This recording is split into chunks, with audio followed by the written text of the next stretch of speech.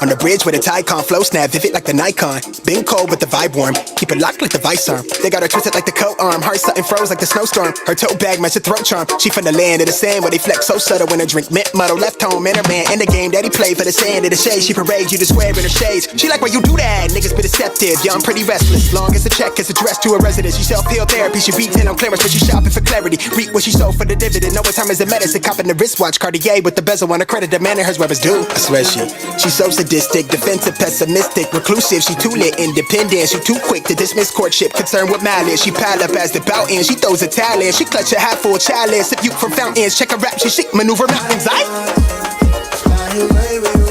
Escape the negative. I'm just trying to let fly away with you. Escape the negative. I'm just trying to let girl, come on, let's fly. Girl, come on, let's fly.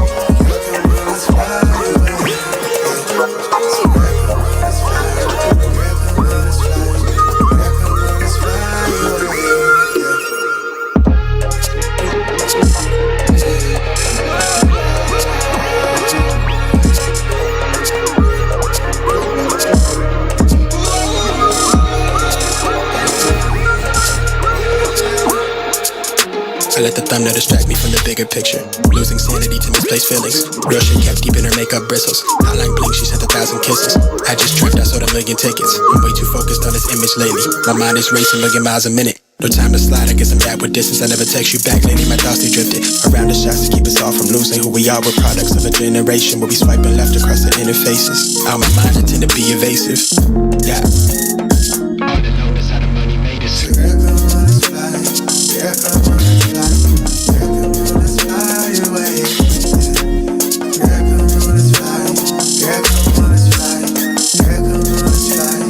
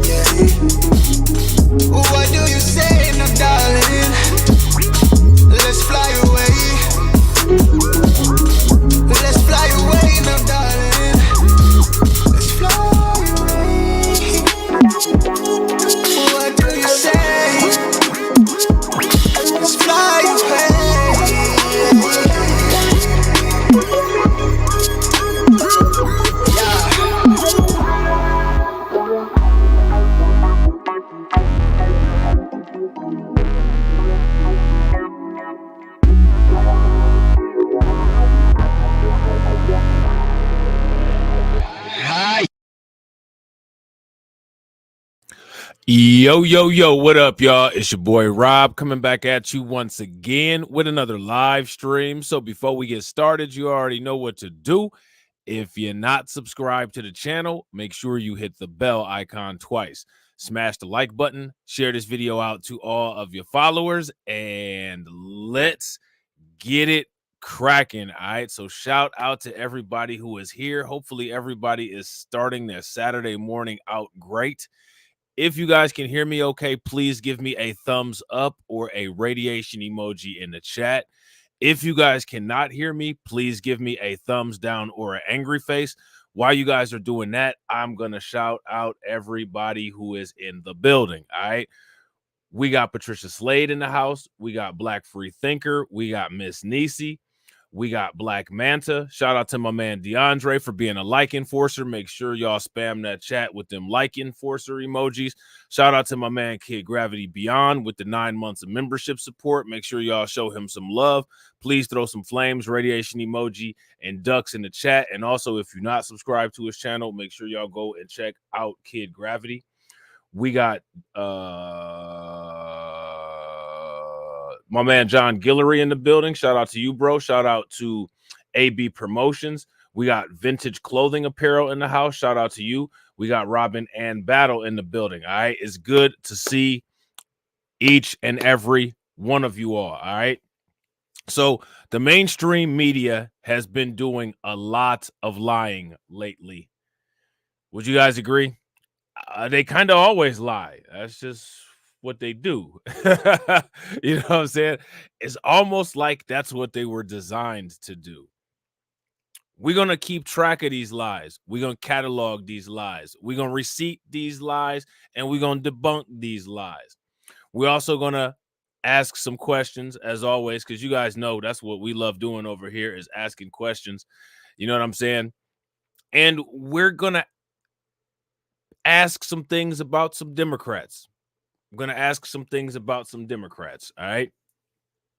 This is an old story now, but I followed this story all the way through. So I'm going to talk about it real quick. Let me ask you guys this question. How many people feel that justice was served in the Elijah McClain court case and the punishment and consequences for the individuals involved in his demise?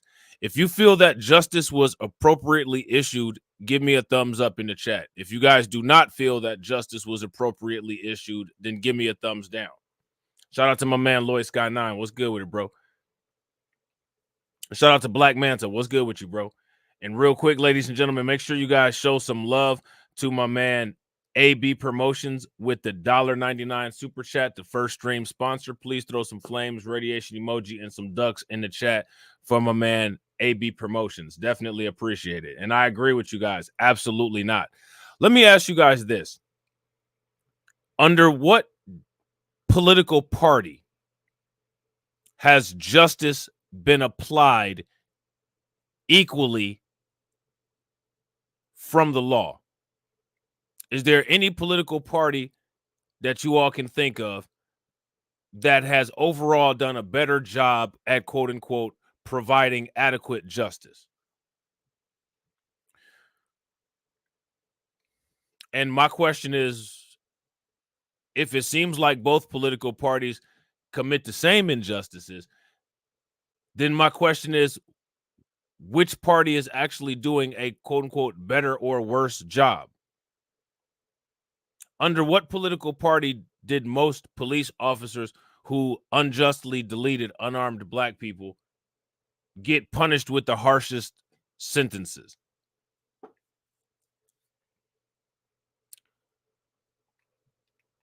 So if nobody's really doing that like they should be, my question for everybody is, what bragging rights do any of these political parties have when it comes to quote unquote black policy, quote unquote black American policy? Do they have any bragging rights at all? And shout out to Miss Nisi for being a bot enforcer. We got 100 105 members on this channel. As soon as we get enough to hit the next membership emoji, we put in the bot enforcer emoji in the membership emojis. This has been a joke the entire time, and it's sad because Elijah McClain didn't even commit a crime. Let me ask you guys this question. Let's clarify this. What crime did Elijah McClain commit? Elijah McClain did not commit a crime, and somehow, first and foremost, he was dealing with law enforcement, which doesn't make any sense because if you're not committing crimes, why are you dealing with law enforcement? Then he got deleted. He got deleted by law enforcement.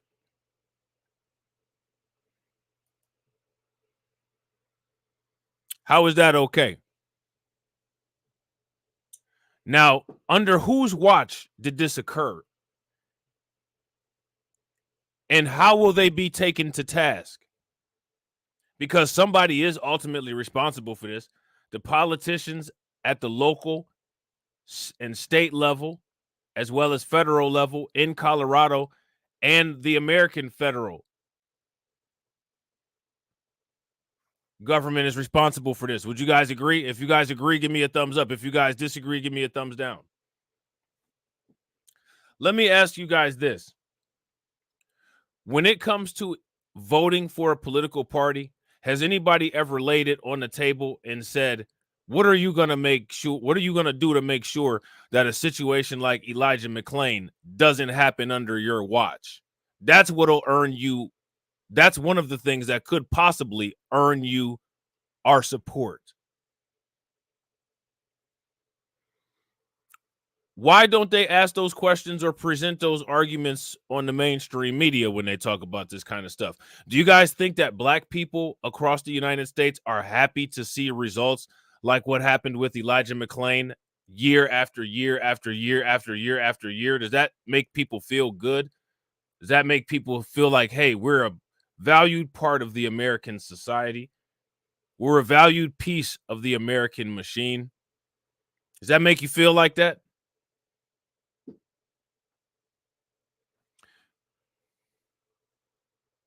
And I got to agree. I agree with DeAndre. DeAndre says, if the question gets asked, then it will never get answered. Now, here's my question. There needs to start. Here's my statement, actually, I should say. There needs to start being some consequences for questions that aren't answered. You either answer the question or we answer it for you. Let me ask you guys this. Why do people get away with not answering questions that we demand answers for? Why is that? Let's sit back and break that down.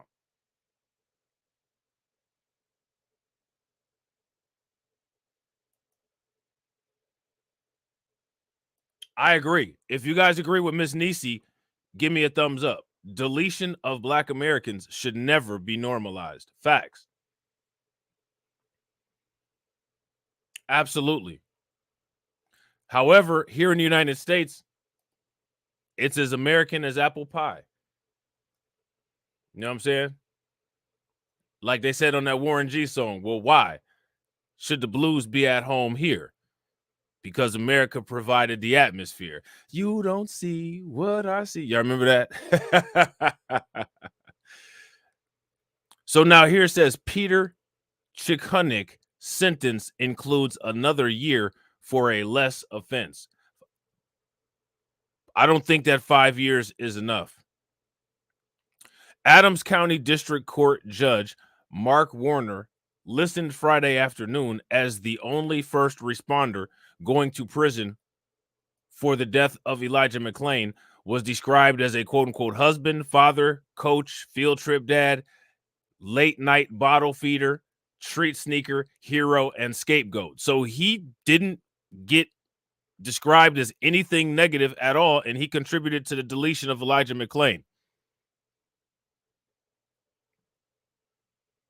So if you're not black, these are all the things that you will be called if you delete a black person. That's something that people should take note of here in the United States.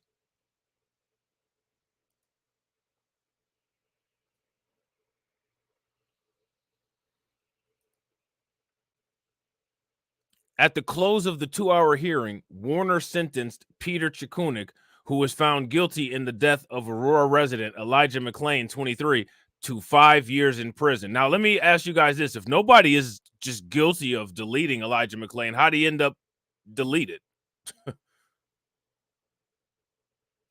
Well, none of these people did anything. They're all great people. If they're all great people, then why didn't they follow protocol so great?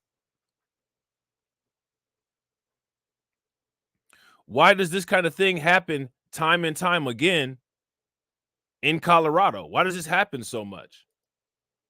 Warner said he took into consideration rapid decisions which needed to be made on the scene the night McClain went into a coma and was rushed to the hospital. Let me ask you guys this question. How many decisions need to be made when there's law enforcement and no laws have been broken? How many decisions need to be made? The only decision that needs to be made is the decision to get back in your car and drive away. There's nothing to see here. Warner said he took into consideration these rapid decisions which needed to be made on the night that Elijah McClain went into a coma and was rushed to the hospital. Chikunik's rehabilitative potential and more than 100 letters written on the paramedics' behalf. Okay. Warner said that he also heavily considered the circumstance of the death of a young man who was simply walking home from the convenience store. And the young man who was walking home from the convenience store is no longer here anymore. Yet and still, they're treating the EMTs and they're treating the police officers like they're the victims.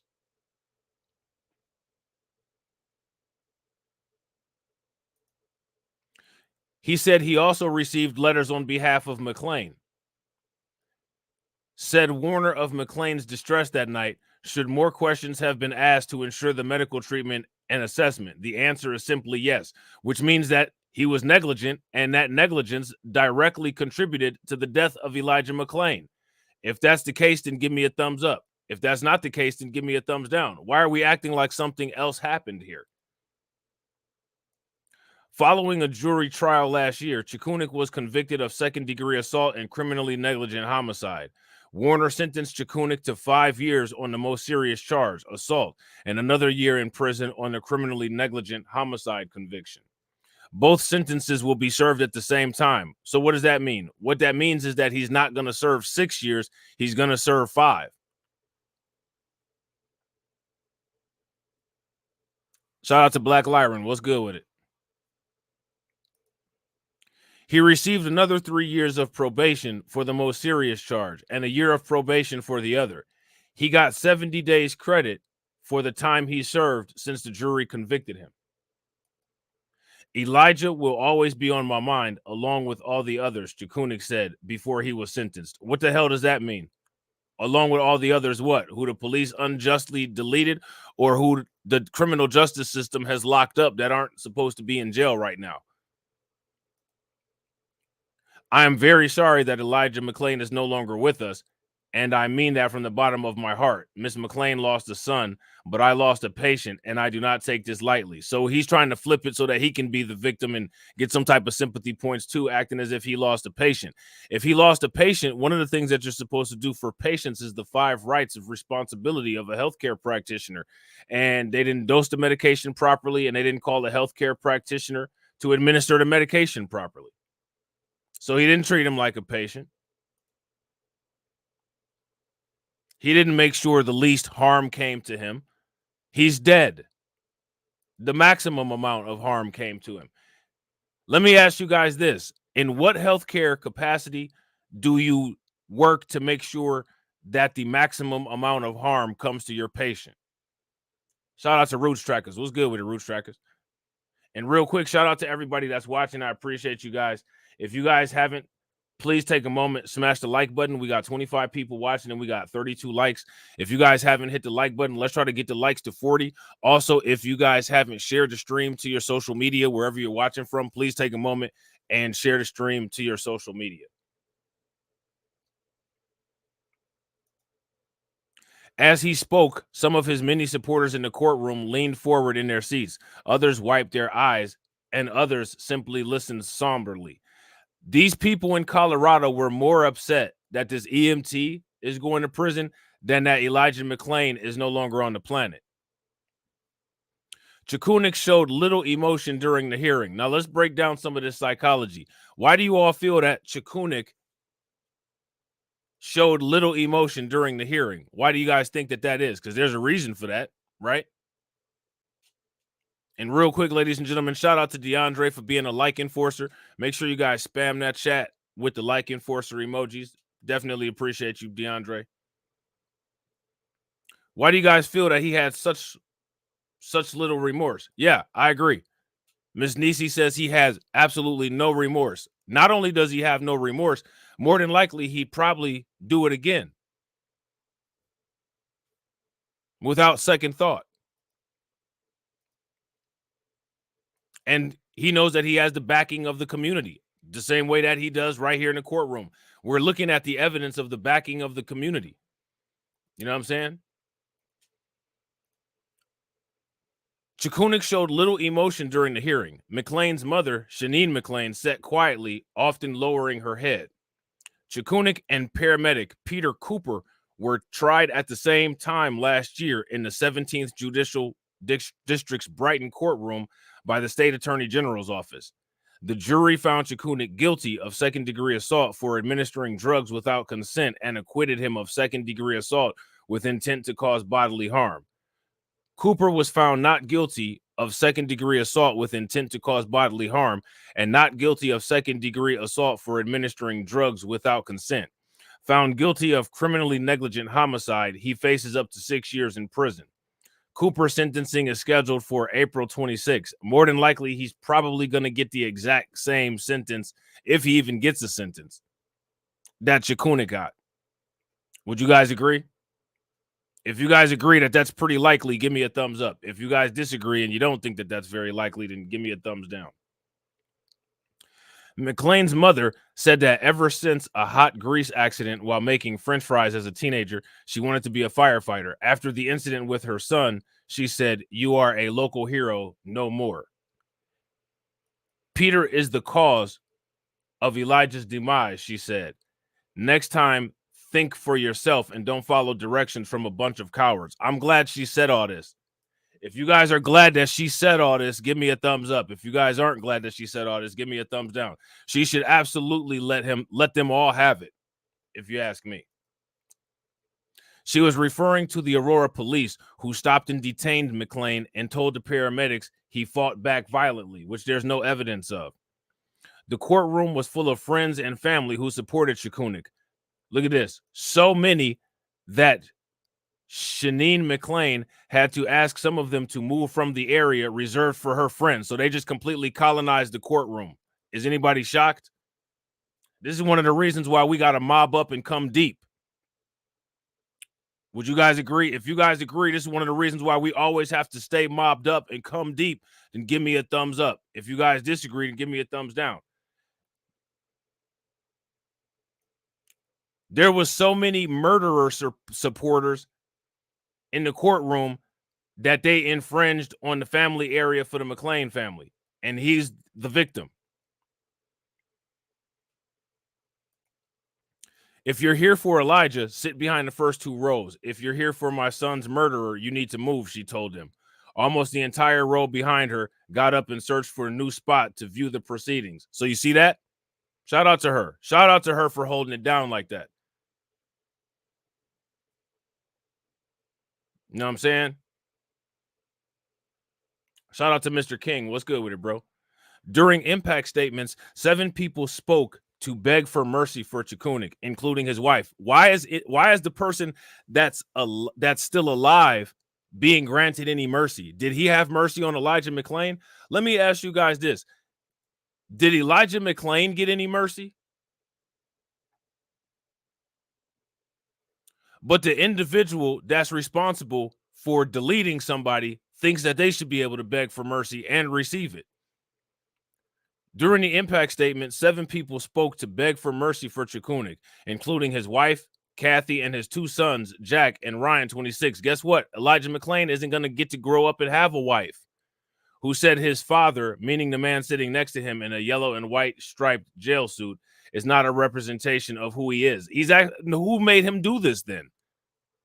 Who forced Chikunik to do this? He did represent himself, and he represented himself for what he is, which is a piece of crap that has no regard for human life, who shouldn't be a servant of the public. Shout out to Black Star Racer. What's good with you, bro? The August 24th, 2019 confrontation involving officers in McLean and the black man's subsequent death sparked outrage in the community. The incident began when a 911 call reported seeing a man with a mask who seemed sketchy, quote unquote. And how do you seem sketchy? How does that work? Notice he just seemed sketchy. There was no crime reported. There was no crime reported, but somehow he seems sketchy. Let me ask you guys a question. If there's no crime being committed at the moment, how does one be sketchy? Has anybody ever seen that? So we've gone through this Elijah McClain scenario of what happened and what took place that led up to this multiple times. So we don't need to read all of that. I'm pretty sure everybody's in agreement. We don't need a rendition of the Elijah McClain demise, do we? I don't think we do. You know what I'm saying? So next, what we're going to do is we're going to talk about Charles Barkley and how Charles Barkley went back on his comments here. Now, you guys remember when Charles Barkley said that he was going to go around and bust everybody in the head that was wearing a Trump mugshot shirt? Now, one of the things that Charles Barkley has said, Charles Barkley said Biden and the Dems only care about black people every 4 years. So now my question is, okay, so for the black people that want to wear a Trump shirt, for the black people that want to wear a Trump shirt because they feel that they should take a chance and see what Trump is offering, because as we know, and per Charles Barkley's own words, Biden only cares about black people every 4 years. Why is Charles Barkley then going to go and punch these people in the face? So this is Charles Barkley's logic. If you support Trump, I'm going to punch you in the face. But at the same time, let me talk about Biden and how he don't support black people. Do you guys notice how Charles Barkley has threats of violence to issue, but he doesn't have any solutions to provide? Right. Shout out to DeAndre. Right. That's exactly what he said. I did a video about that. How many of y'all remember when Charles Barkley said he was going to punch black people that support Trump in the head? I get it that some people don't rock with Trump, right? I don't rock with Trump. However, if you're voting for Trump because you feel his federal immigration policies will be better for the situations that we're in the United States, or if you feel that Trump has some type of tax exemptions that might benefit your business, if you have a functional, well thought out justification for why you are voting for Trump, you're not going to get any resistance from me. Now, I might remind you, like, Trump ain't your homie, because remember, what I'm saying, if you're on trial, you automatically are guilty, like how he did the Central Park 5. But at the same time, I get where you're going with the things that you're voting for, with the policies that you're voting for, because all in all, politics is about policy. So I get it, right? I don't support people blindly voting for the Democrats. I don't know any justifiable reason why anybody would vote for the Democrats, despite the fact that the conservatives tend to find the people with the ugliest personalities, the most legacy adosos, simply because many of their policies are practical and they help to ease some of the damage that Democrats have done. It makes sense why many black people say, I'm voting Republican this year. I don't have a problem with that. I don't have a problem with that. And, you know, Trump might get roasted. Ramaswamy might get roasted. But I would never roast y'all for going that direction. You guys feel what I'm saying? If you guys feel what I'm saying, give me a thumbs up. If you guys don't feel what I'm saying, give me a thumbs down.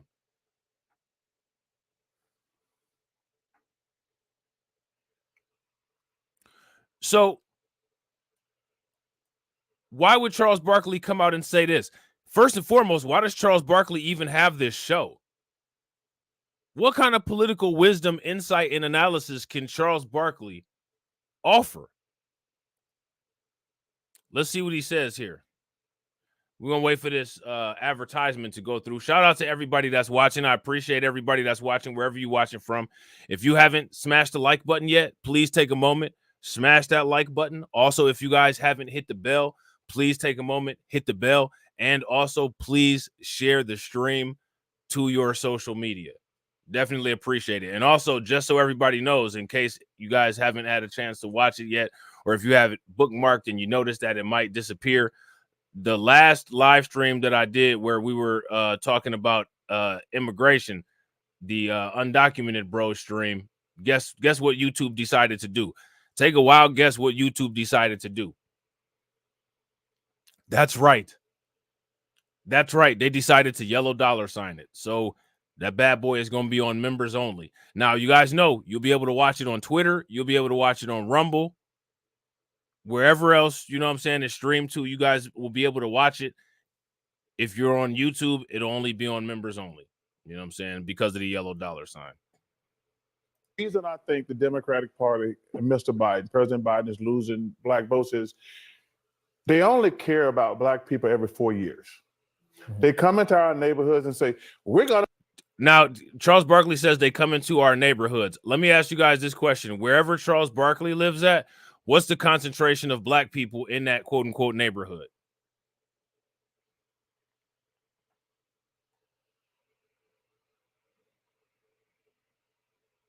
First and foremost, what's the concentration of black people in Charles Barkley's neighborhood? They come into our neighborhoods and say, we're going to make stuff better. We're going to do this, do this, do this. And then finally, us black people are like, man, other than my ability to dunk a basketball, all my neighborhoods are still the same. Our schools are still the same. And that's why I think black people are leaving disappointed in the Democratic Party, because I ain't going to lie. I voted Democratic every time just because I thought it was going to help black people. What do you guys think about Charles Barkley's logic? Shout out to Lehman Lucas. What's good with it, bro? Do you guys think Charles Barkley used genius logic? If you guys think that Charles Barkley is a political genius, and because of that political intelligence that he just showed right there, he's deserving of another 5 years onto a contract of this political show that he's on, give me a thumbs up. If you guys don't think so, then give me a thumbs down. Shout out to Jonathan Barbie. What's good with it, bro? I think he just earned another season. Now, the only problem is that they need to change the name of his show with Gayle King to What Not to Do Politically. You guys like the name change? If you guys think that they should change Charles Barkley and Gayle King's show to What Not to Do Politically, give me a thumbs up in the chat. If you guys don't think so, keep it the way that it is and give me a thumbs down. The reason I think the Democratic Party and Mr. Biden, President Biden, is losing black votes is they only care about black people every 4 years. They come into our neighborhoods and say, we're going to make stuff better. Now, here's the thing, right? This is what I'm talking about. This is a lot of what turns people off about my content, because for whatever reason, when I say stuff like this, people feel like they're being attacked. But I want to put this out here. You're not being attacked. Literally, nobody is under attack. The only people that I ever attack in the comment section are blatant trolls. blatant trolls, not just people that have differences of opinions, because there's plenty of people. Patrick has differences of opinion with me all the time. Perfectly fine. You know what I'm saying? Blatant trolls. Difference of opinion is not trolling. That's a difference of opinion, and that's fine. You know what I'm saying? Y'all know who I'm talking about. The actual trolls. Trolls are the only people that I attack. And honestly, I don't even attack trolls. They always attack first, and then we just turn it into a comedy show. You know what I'm saying?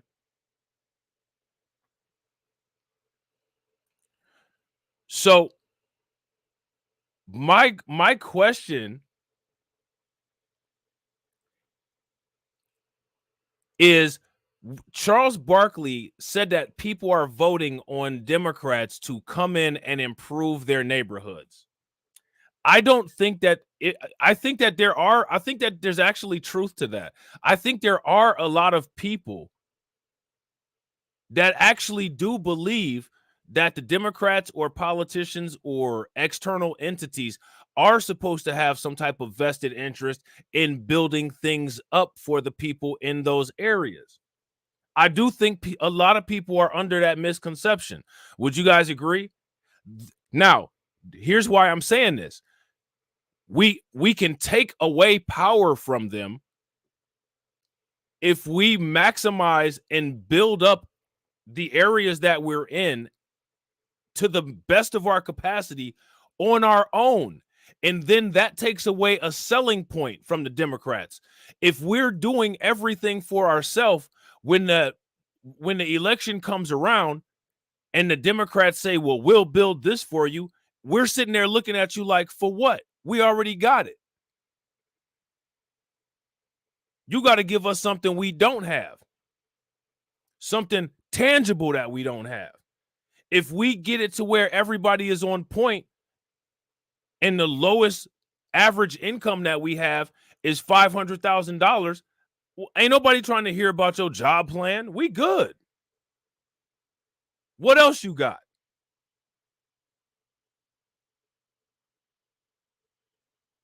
Oh, well, we'll give you $1 million for these programs to make sure that all of the tree lawns look nice and well kept.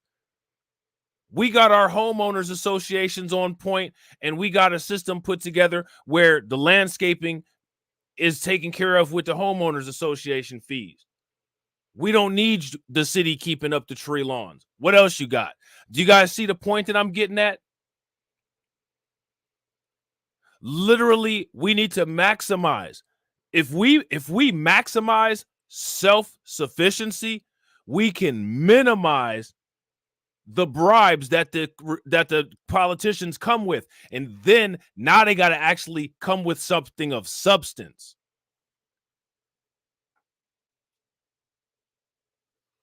Now you got to actually come with something of substance. If everybody's making $500,000 a year, if everybody got a nice car, everybody's sitting on $200K in a bank account, all the kids' college is paid for on our own, we got home lines, we got lines of equity credit on our house. You know what I'm saying? If we got all of that together, what you gonna come in and offer us? You got to come in and offer us something big. You gonna put a nuclear power plant that gives us free electricity over here or something?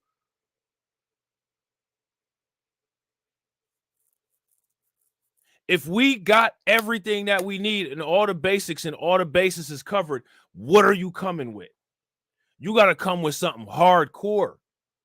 And if you're not coming with something hardcore, man, we don't even need you. And then for real, we can sit out the vote. We can sit couch 2024, the Louis Vuitton couch 2024.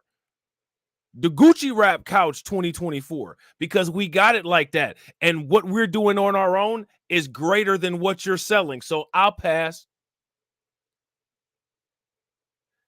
That's what the goal should be. See, now, like they used to say back in the 80s, you could learn a lot from a dummy. And Charles Barkley is absolutely a dummy. And he's definitely a crash dummy, because he's dumb and he's crashed out multiple times, right?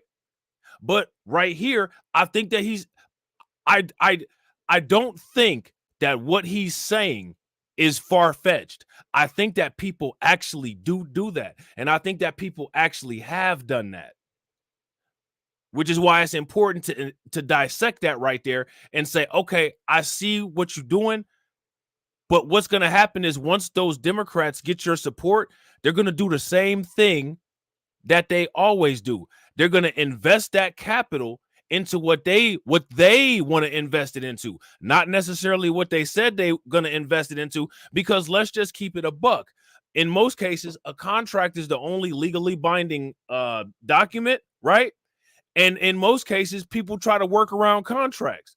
And let me ask you guys this. Is there a contract if you vote for somebody, they're going to do what you ask them to? Is there a contract that guarantees them that they're going to do that? In most cases, probably not.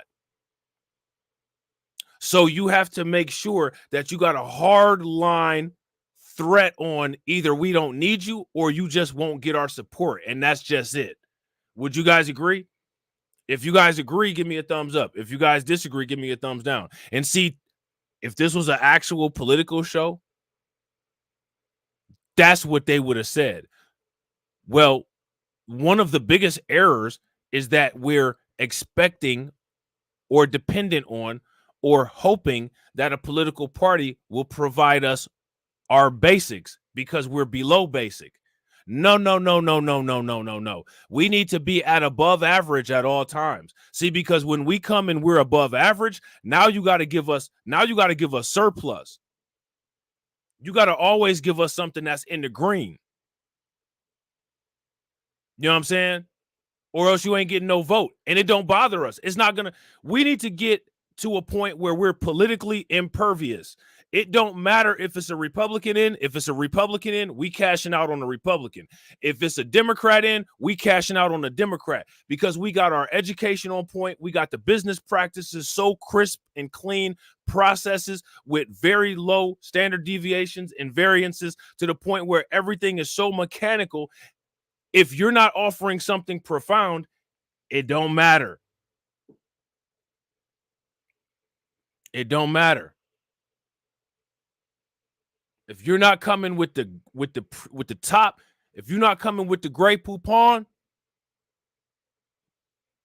go ahead. You know what I'm saying? Go holler at somebody else. All of those groups that they talked about on NBC that they wanted to try to get because they feel that quote unquote black people are quote unquote out of reach. Well, have fun. Go ahead. Go get them. That's a long-term goal. That's very attainable. It just needs to be reiterated over time. There needs to be a plan to reiterate these goals. You know what I'm saying? And there needs to be a plan to put the goals in place and measure benchmarks. And if we're doing and completing these goals without any help of any political party, then when the mainstream media comes and says, well, you're better under this person or you're better under that person, we can come with our own data and say we've been instituting these programs on our own for this long. And out of any political party, we've helped ourselves the most. So what do we need a political party for? Now you have to give us a bonus. See, right now, we're fighting for necessities. You know what I'm saying? We in a position right now where we fighting for drinking water. We need to be in a position where we're saying, well, if you don't come with a bottle of Ace of Spades, we ain't got nothing. We ain't even about to listen to what you're saying. You got to bring a bottle of Ace of Spades just to get us to listen. And then after we listen, if we do what it is that you want us to do because we're helping you, not you helping us. See, we got to get in the position of where if they actually sell us, then it's we're helping them, not they're helping us. Let me ask you guys this. All this BS that the Democrats say, well, we did this for black people and we did that for black people. Why don't we compile our list of everything that we've done to get Democrats in office to make it possible for them to make whatever kind of changes it is that they made? Because all the times that they've been backed, we've got more data of how we've helped Democrats than the Democrats have data on how they've helped us. We have data that shows that every single black Democrat interaction has been positive. There's not data that shows that every Democrat black interaction has been positive. Matter of fact, there's a lot of data that shows that the Democrats have caused a lot of harm. Would you guys agree? Let me ask you guys this question. How much harm have black people caused to the Democratic Party? Maybe it's, not physical harm, not threats, but maybe it's time for that to start happening. I think that that's what they're in fear of right now.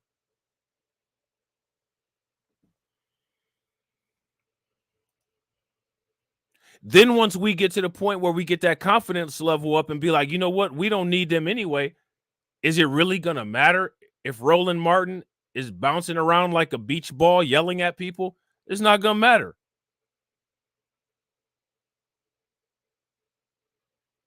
I got a paycheck stub or I got a business invoice to prove your entire newscast wrong.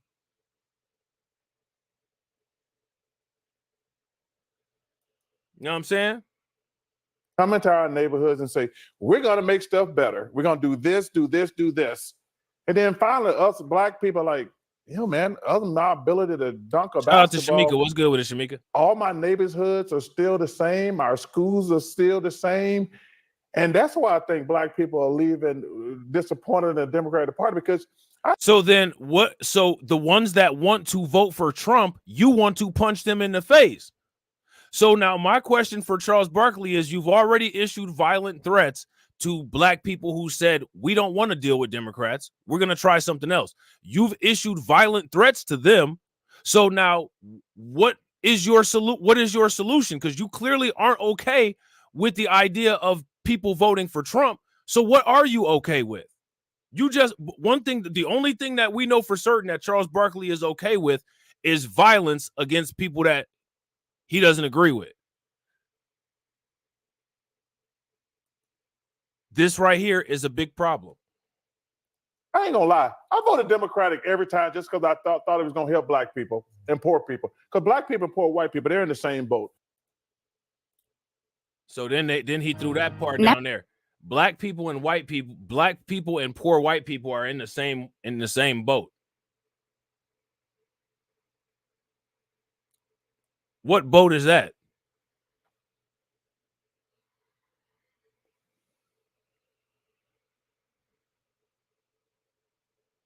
What boat is that? That black people and poor white people are in. That's the same. Now, mind you, Charles Barkley said this, which I'm pretty sure Charles Barkley has never been a poor white person. You know what I'm saying? You know what's crazy? White people will always say that you've never been a slave. But when Charles Barkley says something like this, they'll never tell Charles Barkley you've never been a poor white person. Why is that?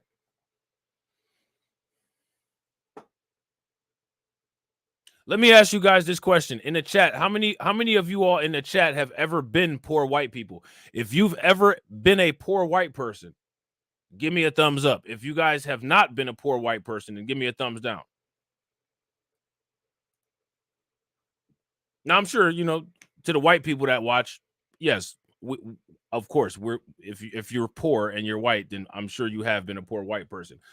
But to the black people in the chat,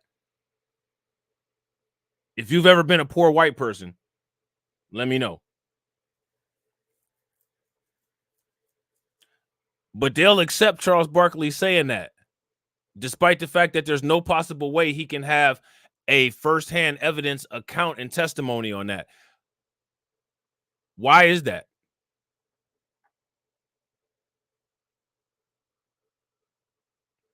Why is that?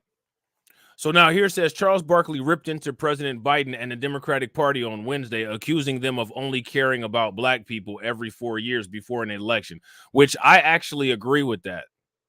And honestly, I honestly don't even believe that they care about black people every 4 years. I don't think they even care about us during the election. They just expect people to operate on robot mode. They've tried to create a muscle memory and social engineering where they have a guaranteed voter base. And what's going on right now is that they never expected people to be able to shake the programming. And what they're finding is that year after year, larger amounts of people are starting to first question and then actually shake the programming. And that's not something that they ever expected.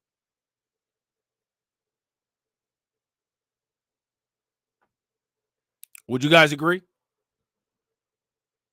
They didn't expect any of this stuff. They expected to have reign and control over the narrative and over people's minds forever. And that's just not the case anymore.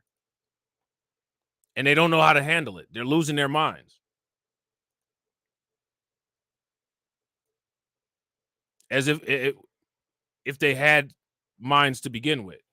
And real quick, shout out to everybody that's watching. We got 46 people watching and we got 54 likes. If everybody could take a moment, smash that like button and get us to 80, that'd be great.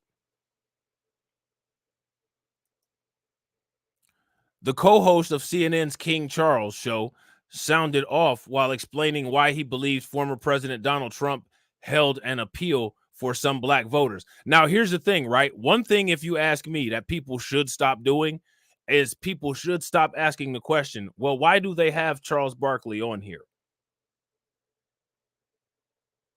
You guys all know the answer why Charles Barkley is on there. So I'm going to let you guys tell it in the comment section. Why did CNN hire Charles Barkley to go on that show? Matter of fact, why did they hire Charles Barkley to go on that show? And what is the purpose of this show? Let me know in the comment section. If you're watching on the replay, make sure you let me know in the comment section. Okay? The reason I think the Democrat Party and Mr. Biden, President Biden, is losing black voters is that they only care about black people every 4 years, Barkley proclaimed. I disagree with that. I believe that there's a bunch of reasons that Democrats are losing black votes. One of the main reasons that the Democrats are losing black votes is because black people are now seeking alternative media, and they found things like the new black media, content creators on YouTube, TikTok, Twitter, that they pay attention to and follow, that don't follow a Democrat-funded, Democrat agenda-based media narrative. Many people are now seeking out interest-first based media. You know what I'm saying? Also, people are noticing that they're working 4 and 5 jobs. You know what I'm saying? You ask the average black person, most black people have 2 jobs, yet and still, despite the fact that more of us have 2 jobs than any other race of people, you got other races of people calling us lazy who don't have 2 jobs. People are tired of that.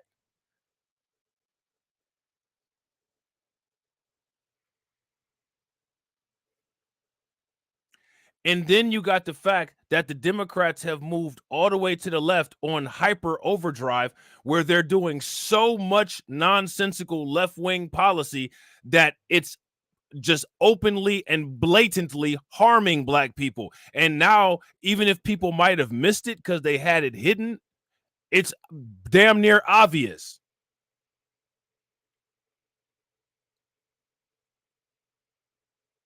So those are the reasons, if you ask me, that people are saying, I'm not doing this anymore. That's why. Real quick, ladies and gentlemen, shout out to my man, Jerry Bedford, with the $20 super chat, the 3rd stream sponsor. Make sure y'all show him some love. Throw some flames, radiation emoji in the chat for Jerry Bedford. Jerry says, they don't care about black people. They only care about the black vote. Facts. They care about the black vote. Take the black vote and then use that black vote to get themselves into power, and then use that power to move their agenda, whatever that might be. Most cases, that doesn't have anything to do with black people other than extracting resources or extracting votes or locking a bunch of us up in prison. That's it. People are tired of that. Any of these people that sit here and say that, those of us on YouTube or, just whatever they call us, podcasters, we are more accessible to have a direct conversation with than you all are. Any Joey Reed, any of these people, why don't we ever see them in the chat? I don't usually drop the StreamYard link on this channel. You know what I'm saying? We do the thing on Reacts. I don't really do it on my channels where I do my streams. But if any one of them wanted to come in and actually have a civilized conversation, I'd let you guys make the decision if you wanted to waste time with that or not, or want to go on with the content. And if you guys want your time wasted and you want to listen to them just get completely eviscerated intellectually, I'd be more than happy to drop the link. You know what I'm saying? I'd be more than happy to drop the link. But they'll never do it. And again, I'm accessible. You know what I'm saying? They pop in the comment section right now. I hear you talking shit. I want to come defend my positions. You guys want to hear it? You know the deal. Thumbs up, thumbs down. Okay, got enough thumbs up. Let's go. I can't just watch one of their videos or go to the NBC studio. You know what I'm saying? Like, security escort me out. But we, shout out to the Wrench Gang, but we ain't got no security. You know what I'm saying? This the hood over here. We ain't got no security. You know what I'm saying? It is what it is. So now here it says, the notoriously blunt NBA great argued that progressives only visit black neighborhoods and make empty promises to win votes. So again, that's fine, right? And that's true. Everybody would probably agree with that. But what are you suggesting? Because you've already threatened people who are going in the direction of the right that you're going to attack them.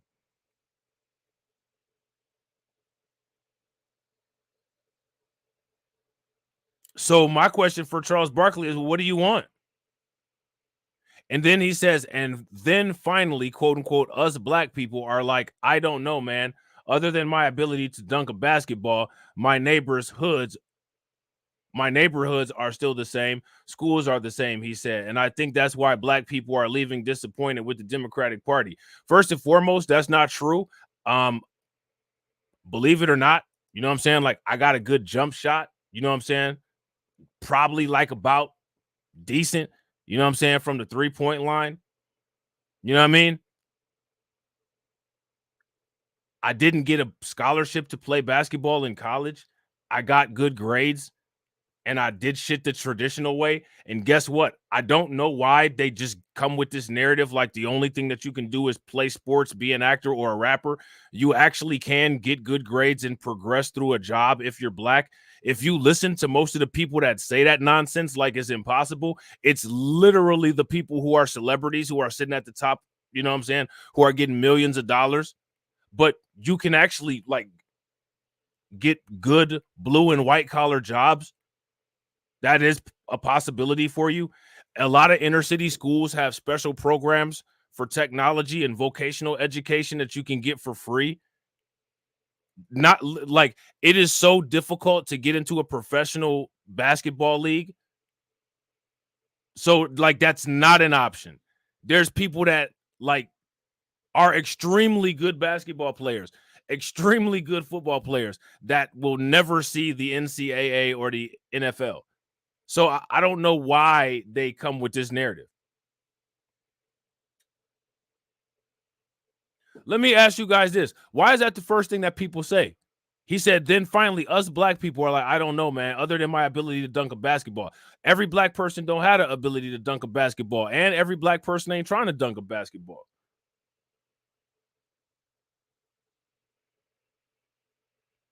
I like hooping, but I knew I wasn't going to be able to make a career out of it.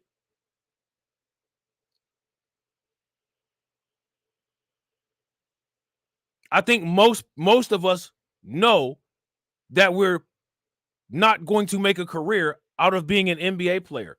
Why do they frame it like that That's literally the only thing that people think of. Like, once we're born, the only thing that we do is we go into this gladiator arena and we practice to be a basketball player or a football player. And if we don't, it's just life is over. It's just done. I didn't even want, I'm a naturally athletic person. You know what I'm saying? And I'm moderately tall. So, playing basketball was something that all my friends did. Playing football was something that all my friends did. So, just in the age group and stuff like that, I did athletics. But I never had the goal of this is what I want to do for my life. I didn't accomplish my life goal. You know what I'm saying? But what I wanted to be since I was a kid was a physicist. I want to be a scientist. I want to be an astronaut. Like you kind of got to understand thermodynamics and have like a lot of education in physics to be an astronaut, which is why I said both. But I never had the desire to be a professional athlete. I got flow skills. Your boy can rap. I could drop a 16, and I don't sound corny like these cats on YouTube too. I can actually rap.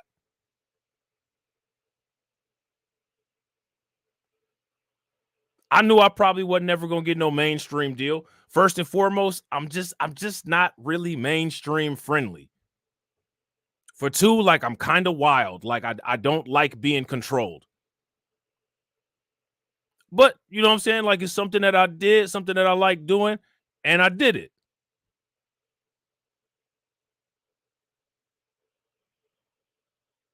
But I didn't bank on it though.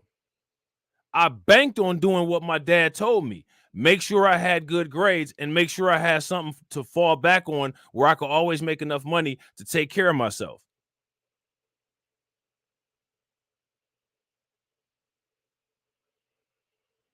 That's what I put most of my energy into.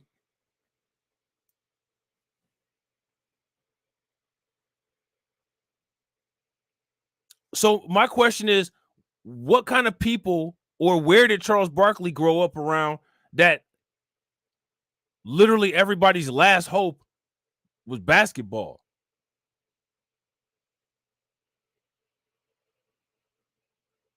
Why do they say this kind of stuff?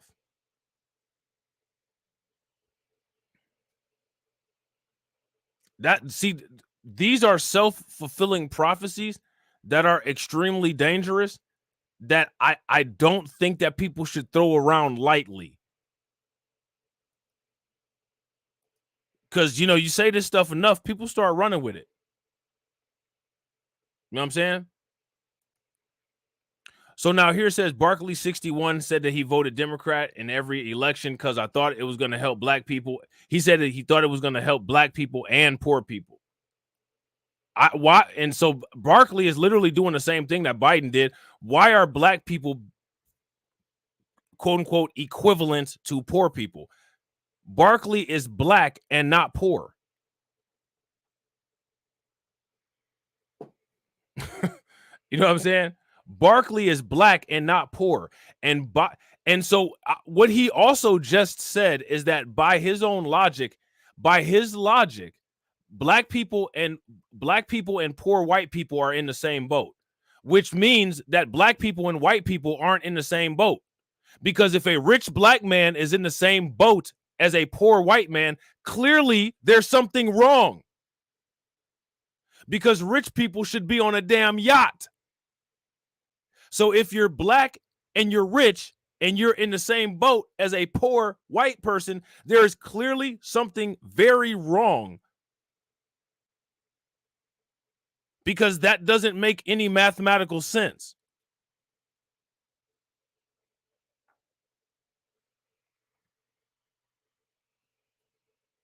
What that means is that if you're a rich black man and you're in the same boat as a poor white man, what that means is that there's either something with you that's lowering your value to that poor white man's value, or there's something with that poor white man that's raising his value to your value as a rich black man. Now we just got to do the reverse calculations and see what's doing what.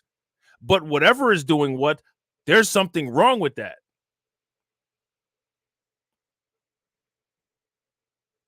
Now, I'm going to ask you guys in the comment section, what's wrong with that?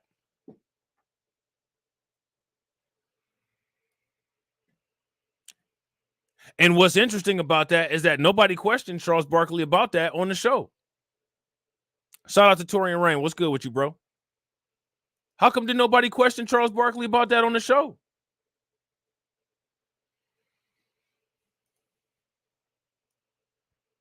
So now here it says CNN pundit Van Jones agreed with Barkley's hot take, but noted that poor whites who have been voting for GOP candidates for generations have seen no more progress achieved than black people who have been voting Democrats. So there's a poor people problem with both parties, Jones concluded. And again, Jones came in and put the sugarless icing on the cake. So according to Van Jones, there's a poor people problem. That's what the problem is, y'all. Poor people problem. How many of you guys agree that that's what we got it all figured out? We can end the stream right now. It's a poor people problem. If you guys agree that that's what the issue is, it's a poor people problem, give me a thumbs up. If it's not the issue and it's not the poor people problem, well, then what's actually going on here? Because Charles Barkley just accidentally dropped a jewel.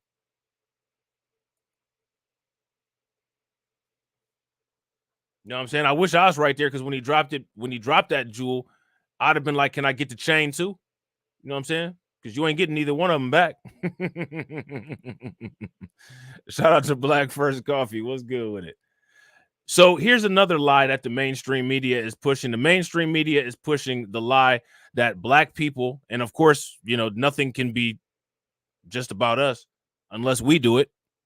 So since this is a Washington Post, we didn't do it, so they got to, you know, add somebody else in there.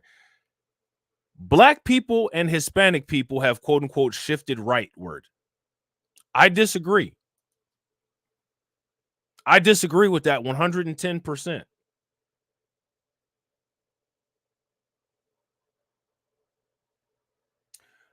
I want to take a poll to everybody that's watching.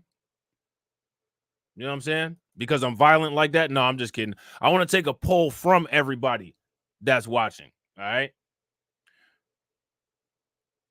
If you agree that black people have, quote unquote, shifted to the right politically, give me a thumbs up. If you disagree that black people have not shifted to the right, then give me a thumbs down.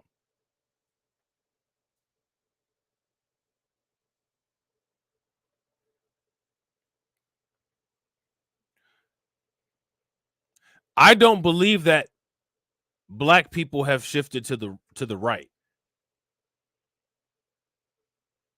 What I believe is that Democrats have shifted to the left, and black people are now aware of the negative effects of Democrat nonsense.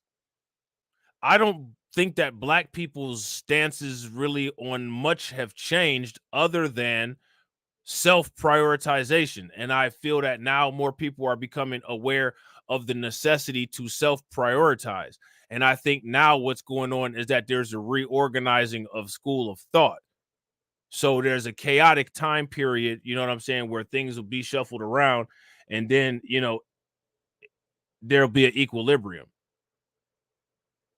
But I don't think that black people have shifted anywhere. I think black people said, wait a minute, we've been paying all this money into this Democrat investment and we haven't got shit. It's time to find a new investment.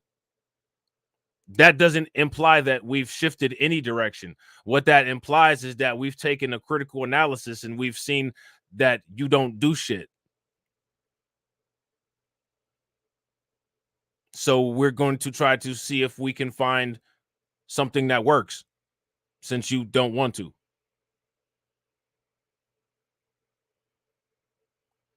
And the interesting thing about it is that a lot of the policies that the Democrats have exploited that are harmful to black people, those are policies that by proxy are in conflict with Republicans. So what you see is now, I wouldn't say black people moving to the right, but black people more tolerant of some of the things that the right has to offer, not directly to black people, because the right ain't offering anything to black people except for anti-black racism. However, some of the policies that the right are making by proxy, there can be a marginal benefit achieved. If we know that immigration is a problem that progressively harms black people, and there's one political party that claims because there's no guarantee that they're going to back their word, because they both support immigration. They're both behind it. They're both behind the crisis. But if they're selling something, right, and they're selling something that seems like it's going to fix an issue that's been exploited by the other party, it would make sense that we would say, okay, let's try to, put a cork in this hole here where all of this water is leaking out of the faucet. Does that make sense? If that makes sense, give me a thumbs up. If it don't make sense, give me a thumbs down. And real quick, shout out to DeAndre. Make sure y'all show DeAndre some love. Throw some flames, radiation emoji in the chat for DeAndre. Throw them like enforcers in there for enforcing the likes. If y'all haven't hit the like button yet, please take a moment, smash that like button. Also, if you guys haven't shared the stream to your social media, make sure y'all do that. Take a moment, share the stream to your social media.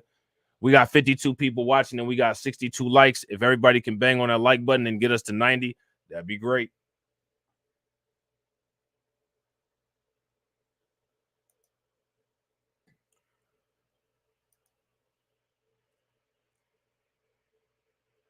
I strongly disagree that black people have, quote unquote, moved to the right.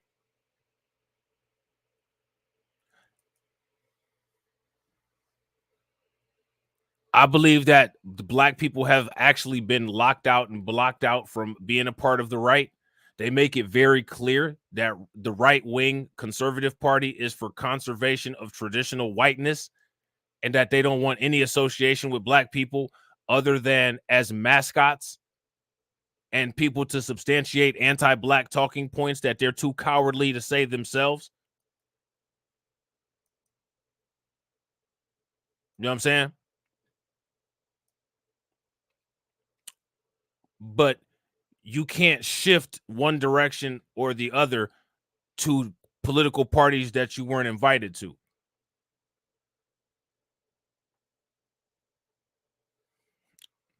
When it comes to politics, in most cases, we're just doing survival mode.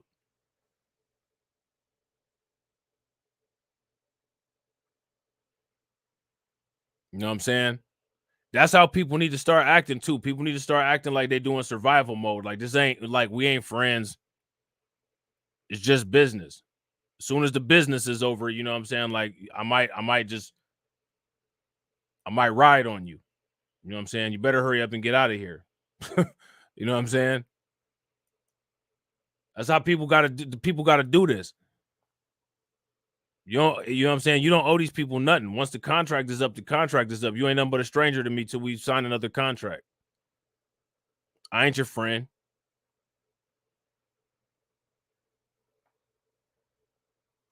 You know what I'm saying?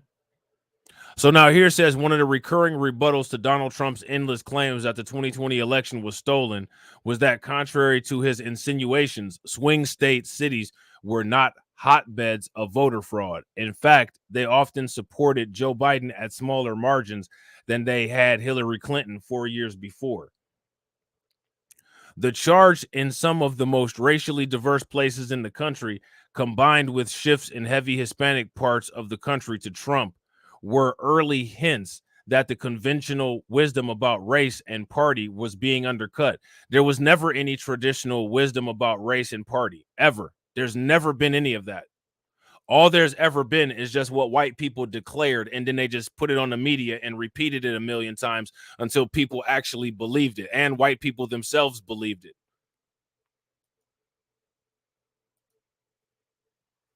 And you can still tell they're still awkward with their takes. They don't know. They literally don't know. They have no idea about anything black politically. All they do is make news shows literally based off of conversations that they had with their parents when they were 12. That's it.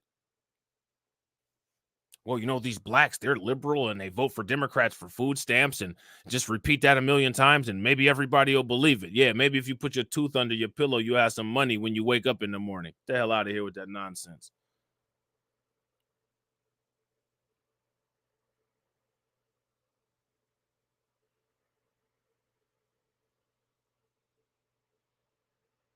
We'll get our own fake black people to answer the questions with the pre-written scripts that we give them, and we'll play this all over every form of media that we can to comfort ourselves, to make it seem like we've created reality. There's never ever been any political wisdom about race. Let me ask you guys this question. What is the profound discovery politically about race that quote unquote white people made? And what was the white person that made it? Who made it? And how did they make it? What white person just engages themselves? They entrench themselves in black people, like hardcore black people. You know what I'm saying? Where they would actually get some real, actual information, and then says, "Well, I did this study." You know what I'm saying? From being around these people and interviewing them, and this is what I found. Nobody has any information like that. For one, because they're xenophobic. For two, because they're scared. They can't even tolerate being around one of us long enough. And also, they're so arrogant and pompous, they think that they know more about what we need than we do. So they would never even ask us our own opinion or our own thoughts, because they're not capable, because they've brainwashed themselves with their own rhetoric that says that they're the only people that have functioning brains. So they would never draw upon us for any information anyway. That's on them that they've created these decades of incorrect calculations. I don't care.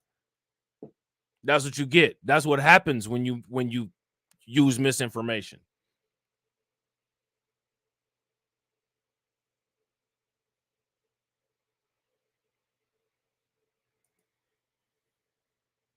You know what I'm saying? That's what happens when you just make assumptions.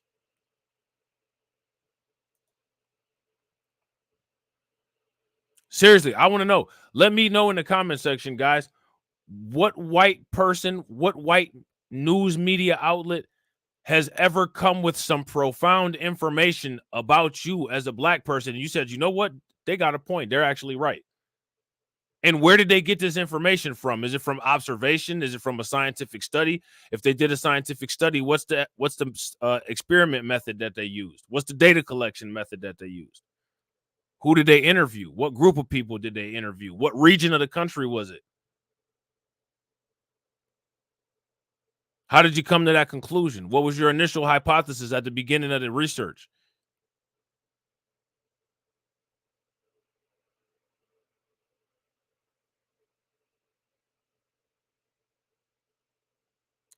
These people, as far as we go, when it comes to anything involving black people, it's like outer space or diving to the bottom of the ocean for them. It's literally unknown. It's all speculation. And these people have evolved and developed a way to speak speculation confidently as if it's drawn from some type of factual basis. And, you know what I'm saying? Sometimes people tend to believe it. I would advise people not to. I don't know why anybody would believe it. Why would anybody believe it? That change in some of the most racially diverse places in the country, combined with the shift in heavily Hispanic parts of the country to Trump, were early hints that conventional wisdom about race and party was being undercut. What's the conventional wisdom about race and party? That the the the declaration that quote unquote blacks are Democrats, or that quote unquote Democrats are the party of the blacks?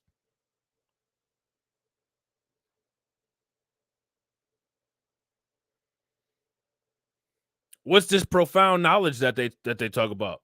What is it? What are they talking about?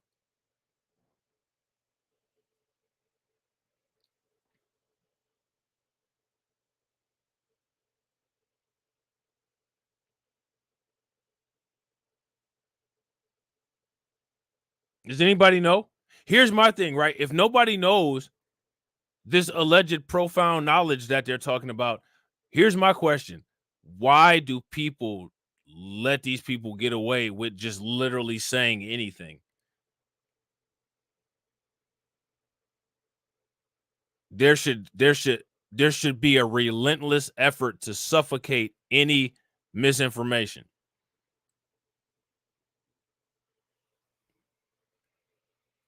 Would you guys agree? So now here says, in the years since we've seen more evidence that Black and Hispanic Americans in particular are less hostile to the Republican Party and Trump than they used to be. Where's evidence that they ever used to be hostile to the Republican Party?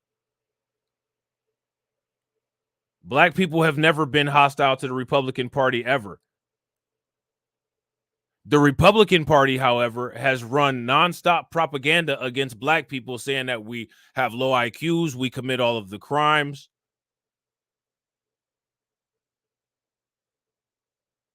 They're so scared of their population decrease that they have to try to dilute our population by, instead of allowing us to maintain our identity, they want to just continue to repeat people of color. We don't do that to Republicans.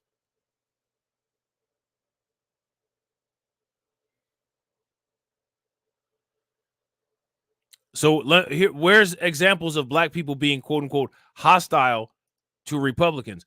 The only example that I have of Black people being quote unquote hostile to Republicans is Charles Barkley threatening violence against Black people who wear Trump mugshot shirts. And that's not Republicans. That's simply Black people who wear Trump mugshot shirts. There's nothing saying that those people are Republican. Just some Black people wearing a Trump mugshot shirt that Charles Barkley said that he will violently attack. And CNN gave him a platform to issue violent hate threats that literally none of America is outraged about. And Black conservatives only made videos about to get AdSense dollars, not because of the actual issues with that.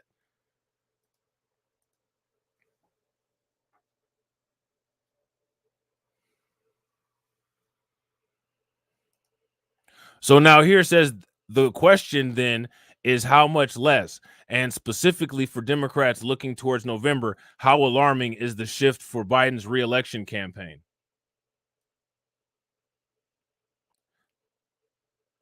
Last month, Gallup released data showing how the two-party margin between Black and Hispanic Americans had shifted dramatically since 2020. In 2020, Black Americans were 66 points more likely to identify as Democrats than Republicans, and Hispanic Americans were 28 points more likely to do so. Last year, those numbers were 47 and 12 points, respectively. That's a shift to the right of 19 points among Black Americans and 16 points among Hispanic Americans.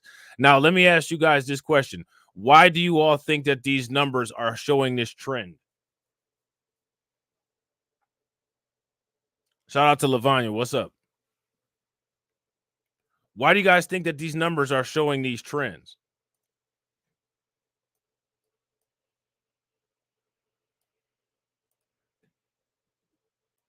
On Monday, the Financial Times' John Byrne Murdoch published an assessment that looked at this phenomenon more closely. Among the patterns he noted was that Black Americans who identify as ideologically conservative, a group that used to vote Democratic anyway, had shifted in recent years to vote more heavily Republican. Now, let me ask you guys this question, and this is what's so funny about these clowns. We've always said this. I've heard Torian say it. I've heard Kid Gravity say it. In most cases, most Black people are ideologically conservative. But when you have cross burners as the representatives for conservatives, most self-respecting Black people are not going to support that.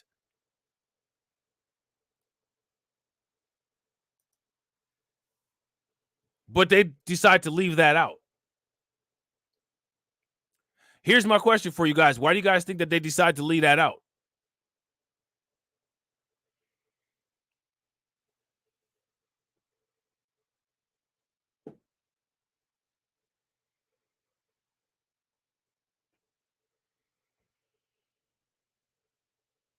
Why do you guys think that they decide to leave that out?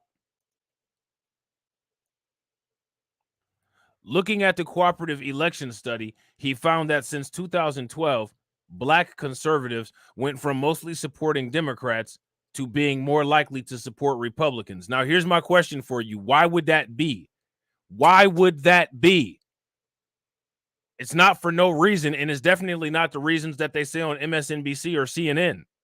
So, why is that? Real quick, ladies and gentlemen, shout out to YGLTB1. What's good with it, bro? Good to see you. YGLTB1 says the strategy of voting blue, no matter who, gives our people the versimilitude of inclusion, which has worked to our detriment. We are on the precipice of irrevocable irrelevance if we continue down this ill-informed path. Facts. And this is what I was talking about in TD's chat the other night, man. Anytime YGLTB1 sends a super chat, wherever it is on YouTube, regardless if it's my chat, anywhere, wherever he at, always make sure that you read that yourself. Don't wait for the YouTuber to read it. Always read it, because this brother always comes with very profound comments. You know what I'm saying? And what he says is facts. If you guys agree, give me a thumbs up. If you guys disagree, give me a thumbs down. And make sure y'all show him some love for the $20 super chat. He's the 4th stream sponsor. Shout out to him. Definitely appreciate you, bro. So now here says that's true, but there are some important caveats.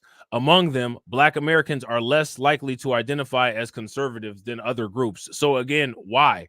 Why are we less? Who says who?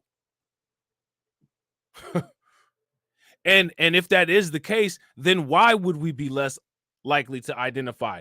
These things have to have a reason, right? So what is the reason? One of the whole ideas behind doing these studies, these data gatherings, and these statistics, gathering all this information, is to break down why the data comes out how it does. So we should ask and answer these questions. So now here it says below, you can see the same data that Bern Murdoch was considering, broken out by ideology and year. Each dot is scaled to the percentage of the racial group that year that identified with each ideological grouping. So you can see in the top right graph that very few Asian Americans identify as conservative, for example. Now, they might not identify on paper as conservative, but let me ask you guys this question. When we see the things that they say and when we see how they move, how do they move?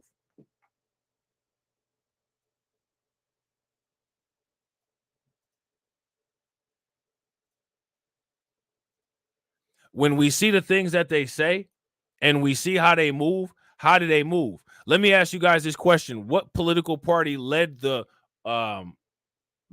effort to get rid of affirmative action? What political party had the biggest investment in that?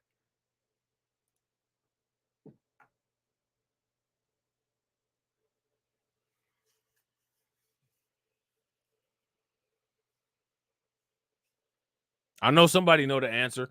What political party had the biggest motivation to get rid of affirmative action?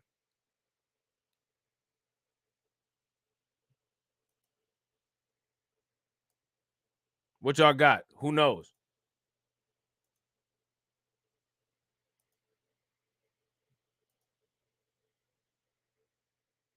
The conservative. Fact. Shout out to Hurricane IQ. What's good with it, bro? The conservatives, right? Okay, so now let me ask you guys this question. What race of people, what race wanted to be the face and the leaders behind removing affirmative action? What race of people pride themselves on getting rid of affirmative action as one of their few impactful moments here in the United States?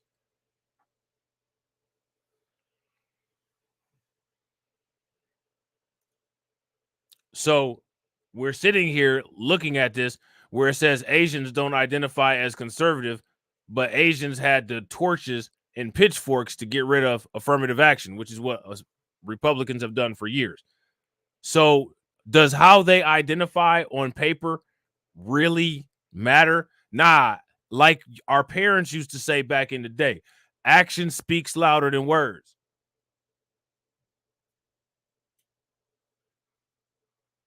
Oh, you good, AB? Don't trip.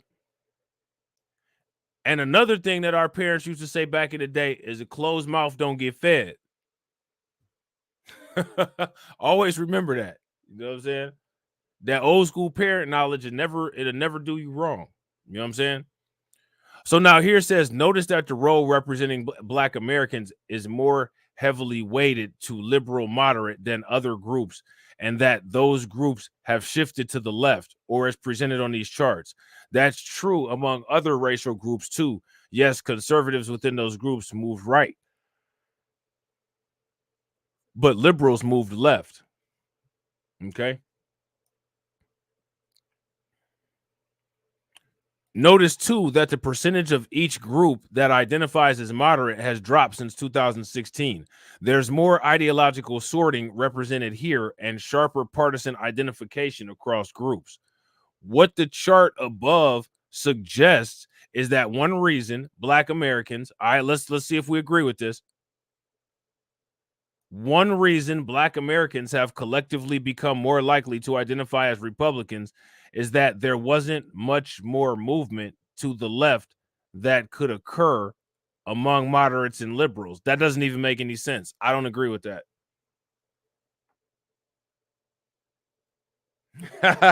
Shout out to DeAndre. Facts. Your mom ever tell you, boy, closed mouth don't get fed?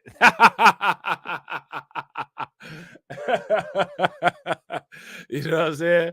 Man, I heard that so much. You be sitting over there, man. I wanted that last piece of I wanted that last piece of pie. Should have said something. Closed mouth don't get fed. You know what I'm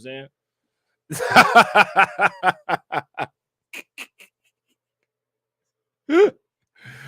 Oh man. You know? So now here it says Burn Murdoch points to the fact that younger Black Americans, like younger Americans overall, are more likely to identify as independents than partisans. This is true. He suggests that part of the shift is that younger Black Americans didn't live through the civil rights era, during which much of the loyalty of Black Americans to the Democratic Party emerged. What I find interesting is that none of this talks about the failures of the Democrat Party. It's just not possible that Black people could just be sick and tired of being sick and tired.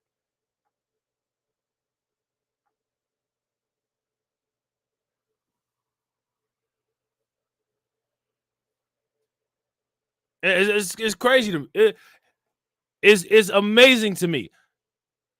All of this egghead data compilation, and they just haven't figured out that maybe Black people are tired of voting for nothing. You know what I'm saying?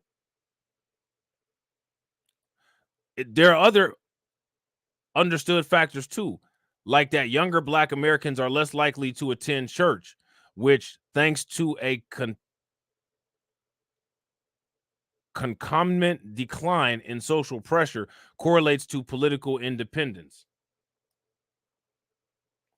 Burn Murdoch also presents charts showing that the shift to the right is seen as polling continuing this year, adding recent polling on the 2024 general election to past polling in presidential contests. As far as Black youth, quote unquote, not going to quote unquote church anymore, probably because now a lot of Black people understand the deep rooted issues with Christianity as it's applied here in the United States.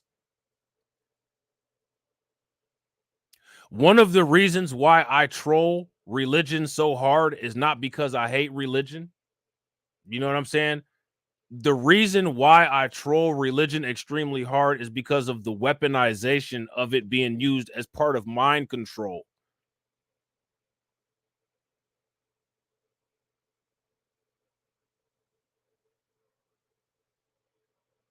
Religion has been a very subliminal hypnosis that's been weaponized.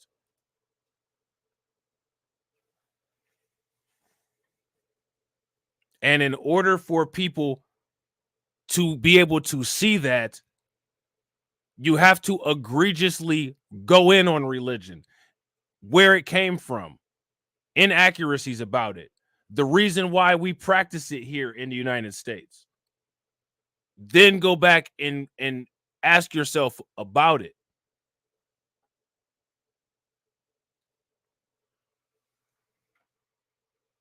Who gave you that Bible? Who lived in Syria named Jesus? Bethlehem. You know what I'm saying? What are these time frames on this stuff? How did they leave the Garden of Eden and there was already people out there?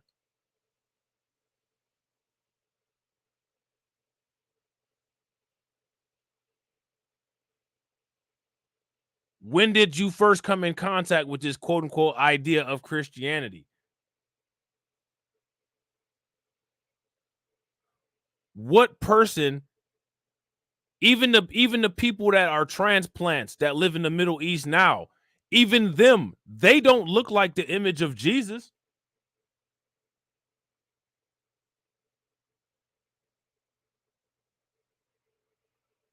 Why doesn't anything match up? Then you start understanding what that was used for.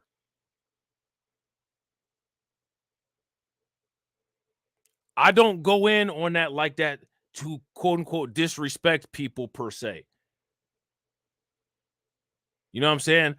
I go in on it because ask yourself, where did it come from? You might be feeding yourself poison. Who offered it to you? Who said, hey, try this, you'll like it? Was it somebody that cares about you? You know what I'm saying? So now here says that's a bit more fraud. First, the election hasn't yet occurred, so it's premature to make assumptions about what voting preferences will be before both candidates have run real campaigns. Second, there's evidence to suggest younger Americans are skeptical of Biden, specifically more so than the Democrat Party in general or left-wing politics. Now, what they don't say is why is it that they say, oh, well, these people are skeptical of Biden? Why? Why? You know, we just need to be skeptical of Biden. Let me ask you guys this question. Why are people skeptical of Biden and Democrats? All we keep hearing about is this skepticism. Remember, I was calling it the skeptic grift. Charlemagne the God is up here doing it. Oh, I'm skeptical. I'm skeptical. What are you skeptical about? We got plenty of reasons listed and laid out. But you're just quote unquote in general skeptical. Well, what's different about this election that you're just skeptical?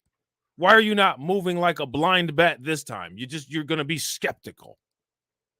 Where's your skepticism coming from? It's coming from all of these failures that you don't want to talk about because your skepticism is nothing but a placeholder. So then once we get closer to the primary, you can turn around and say, oh, hurry up and vote for Biden because democracy hangs in the balance. Like, get the hell out of here with this nonsense, man. We've seen all of these tricks. We know what all this nonsense is. Ain't nobody falling for this nonsense.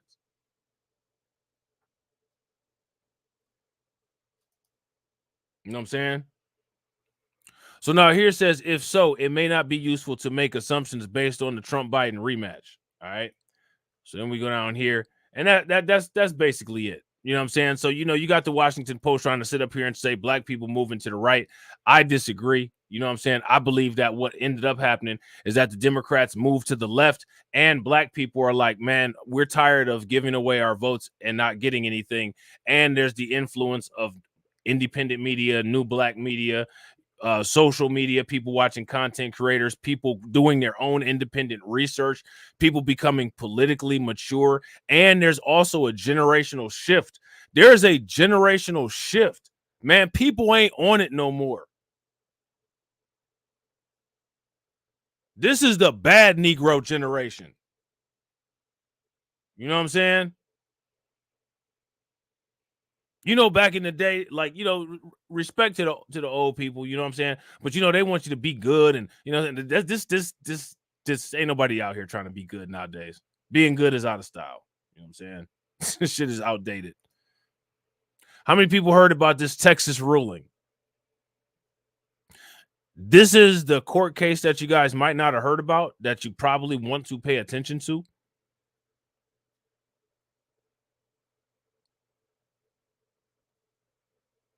Because this is extremely interesting.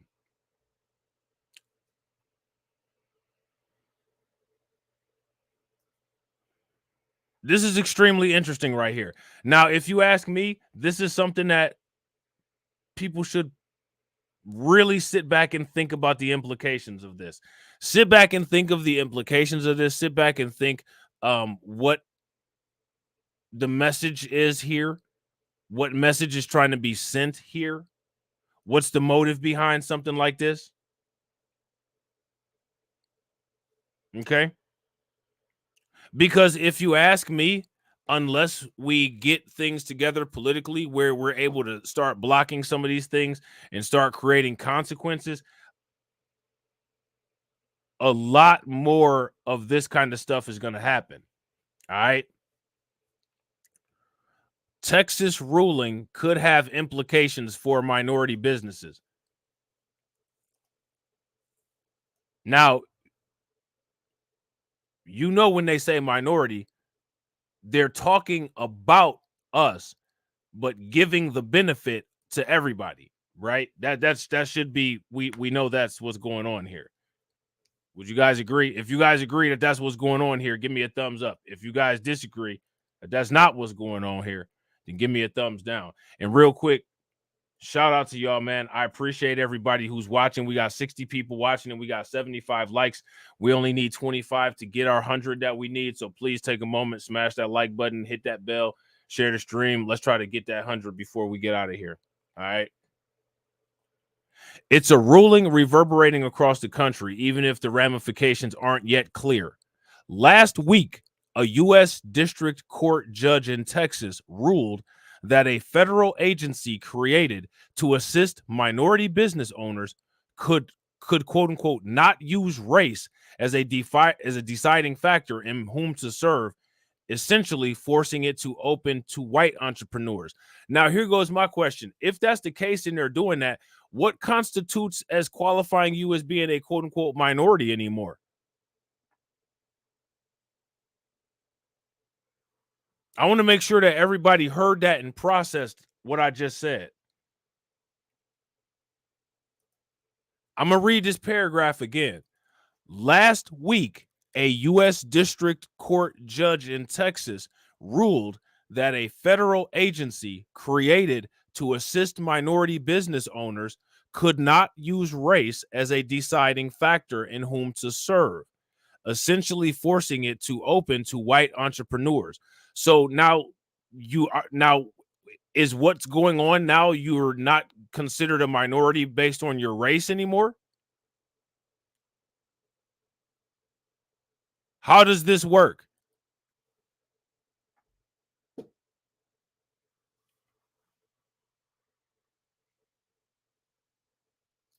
Now, mind you, this was a court ruling that took place last week. How many people heard about this court ruling that took place last week? If you heard about this, give me a thumbs up. If you guys did not hear about this, give me a thumbs down. This is an important court ruling. The reason why this is an important court ruling is because this is going to set the precedent to create a domino effect of this occurring in other situations.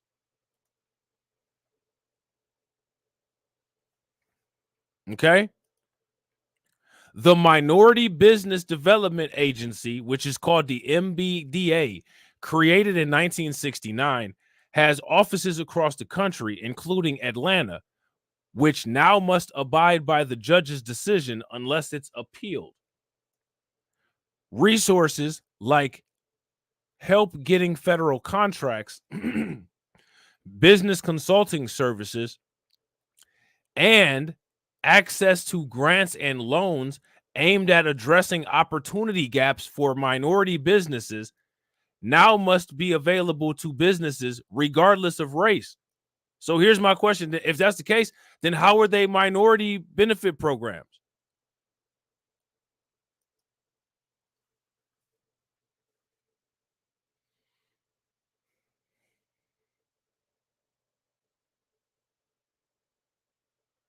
Let me ask you guys this question. Who's behind this? And what do you think the purpose of them doing this is?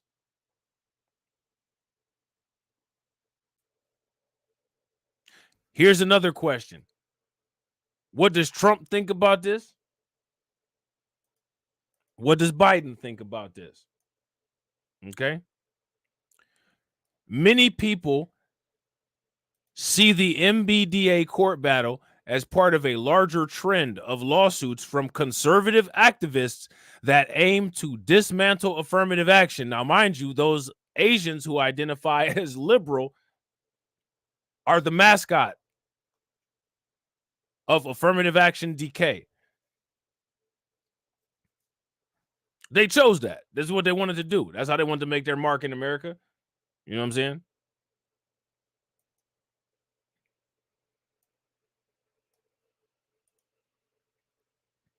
In education and in business, this is now at least the second, all right, the second federal agency in 9 months that has been ordered by a judge to change how they administer minority business programming.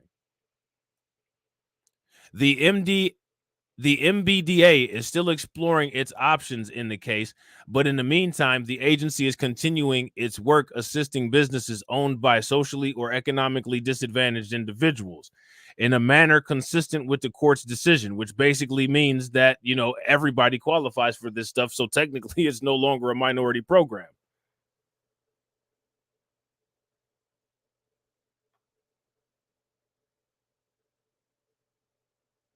I'm not mad at that. I'm not mad at that, Jonathan. Shout out to Jonathan. Jonathan says, I might vote for Trump over the immigration invasions, but that is only Republican or Democrat I might vote for this election. I'm not mad at that, bro. One thing that people should also do is that if you are somebody that lives on a border state, or if you live in one of those states that really has the issues with the migrant crisis and stuff like that, make sure that you vote on local politicians who have immigration policies that are favorable, you know, to where you're leaning politically. Don't just vote, you know, for the federal election and then forget about making sure that your city can never become a sanctuary city. You know what I'm saying? Yeah, I gotta agree. What I agree with Deneen. If you guys agree with Deneen, give me a thumbs up. If you guys disagree with Deneen, give me a thumbs down. This is essentially just turned into a quote unquote business program. It's just become a business program. That's what it is.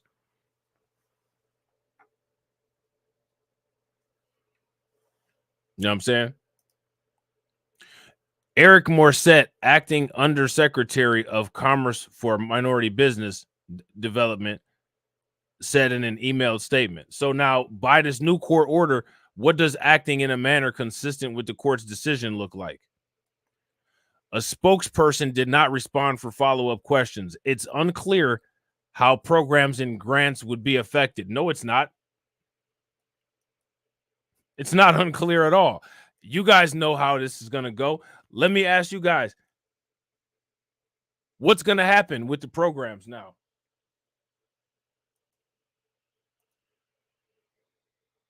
It's not unclear at all. It's very clear. We know exactly what's going to happen. What's going to happen? How's this going to work? How's this going to go?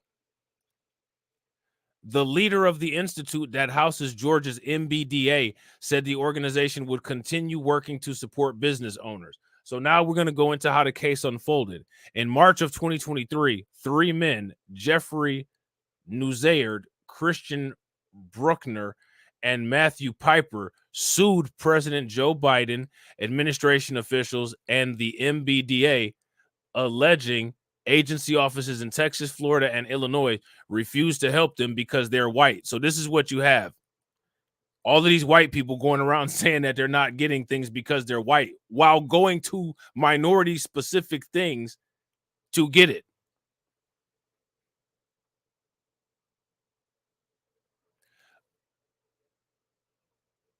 Minorities are not the people that have gone around and said that white people do everything better than everybody else and they're superior.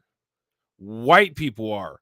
So if you are, then go ahead and do it.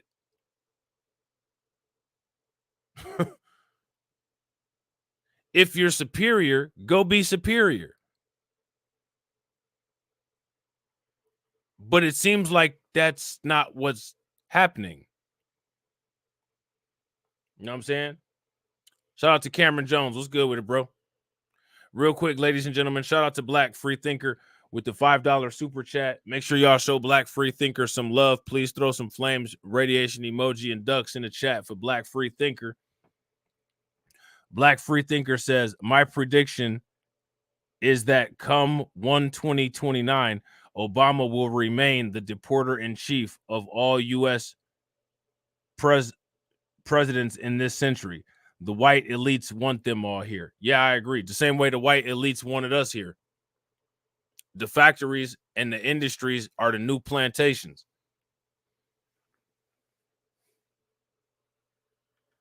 And then never forget that along with the undocumented bros, there's the artificial intelligence that's coming for the same thing that doesn't get very much coverage. You know what I'm saying?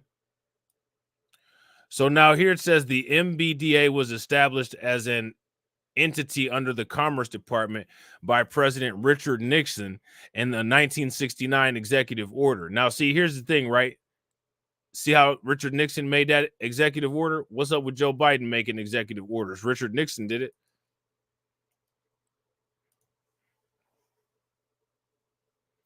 Let me ask you guys this question. What executive orders has Joe Biden done? He hasn't done any for black people. He said he's going to sign off on International Black Barbecue Day. You know what I'm saying? I'm going to sign off on International Black Barbecue Day. International Fried Chicken Day. Duh, duh, duh.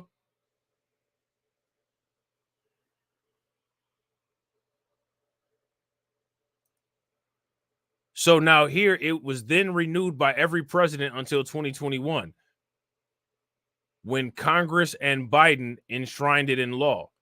The president has proposed $80 million for the agency in his fiscal year 2025 budget.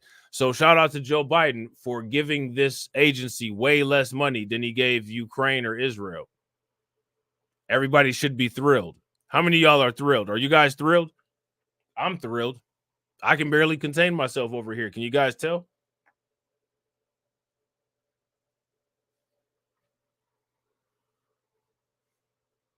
I can barely contain myself.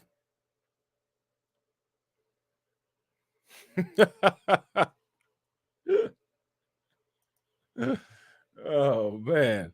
The agency serves socially or economically disadvantaged individuals, which U.S. Code defines in part as someone who has been subjected to racial or ethnic prejudice or cultural bias because of the identity of the individual as a member of the group. Where has that happened to white people in the United States?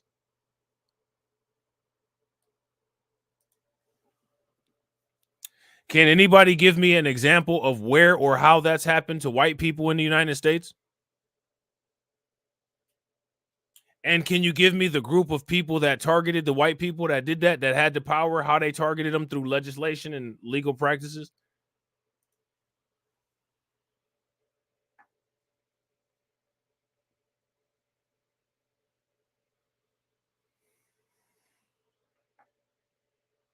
Does anybody know? Shout out to Patrick Taylor. What's good with you, bro?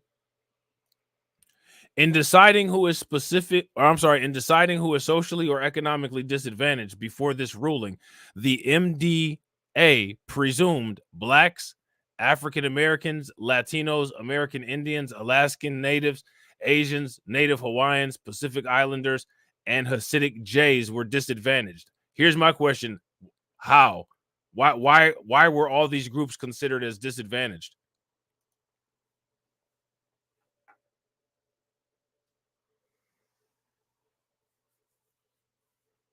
Is there anybody in the comment section that can tell me how every single group here was disadvantaged? So now here it says, but Pittman, now remember, this is just word to the shout out to my Trump supporters. But Pittman, a Trump appointee, says that violates the Fifth Amendment right to equal protection. He issued a permanent injunction against the entire agency using presumption in determining who can receive help from their business-centered programs, especially in opening up to all races and ethnicity. Now, here's my question. Why didn't the United States open up slavery to all races and ethnicity?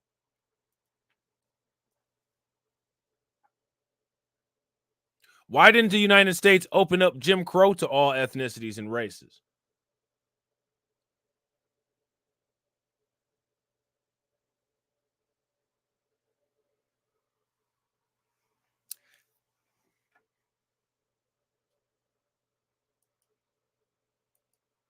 Where is the white people that felt that they were treated unfair because they weren't experiencing slavery, Jim Crow, black codes, and sundown towns and said, you know what, we should experience this too. We need to fight so that we're included in this too. Where were they at?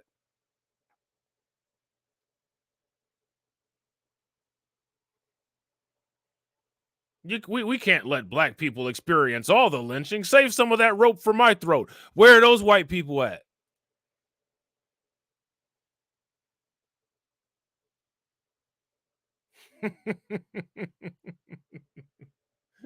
where are they at? You know what I'm saying? Oh man. Hey, real quick, I missed this. Shout out to my man YGLTB1. I'm sorry. Make sure you guys show YGLTB1 love for the 7 months of membership support. Definitely appreciate it, bro. YGLTB1 says you can't be a chess player and a chess piece at the same time in this political game. You are either playing or being played. Anytime you don't control your vote and your money or your money, you don't control the outcome of your future. Facts. Facts. If y'all agree with YGLTB1, throw some flames in the chat. Facts. Shout out to Carlton. What's good with you, bro? Facts. So now, here we go with this nonsense. Well, it damages the soul of the country. I disagree. The country doesn't have a soul. The Georgia MBDA Business Center is housed at the Georgia Tech Enterprise Innovation Institute, the university's economic development arm, and has provided assistance for 20 years. To who? Donna Ennis, the institute's director of community engagement and program development, said the Georgia office has always helped everyone. Well, I mean, there you go. They always helped everyone. Sounds kind of old school, doesn't it?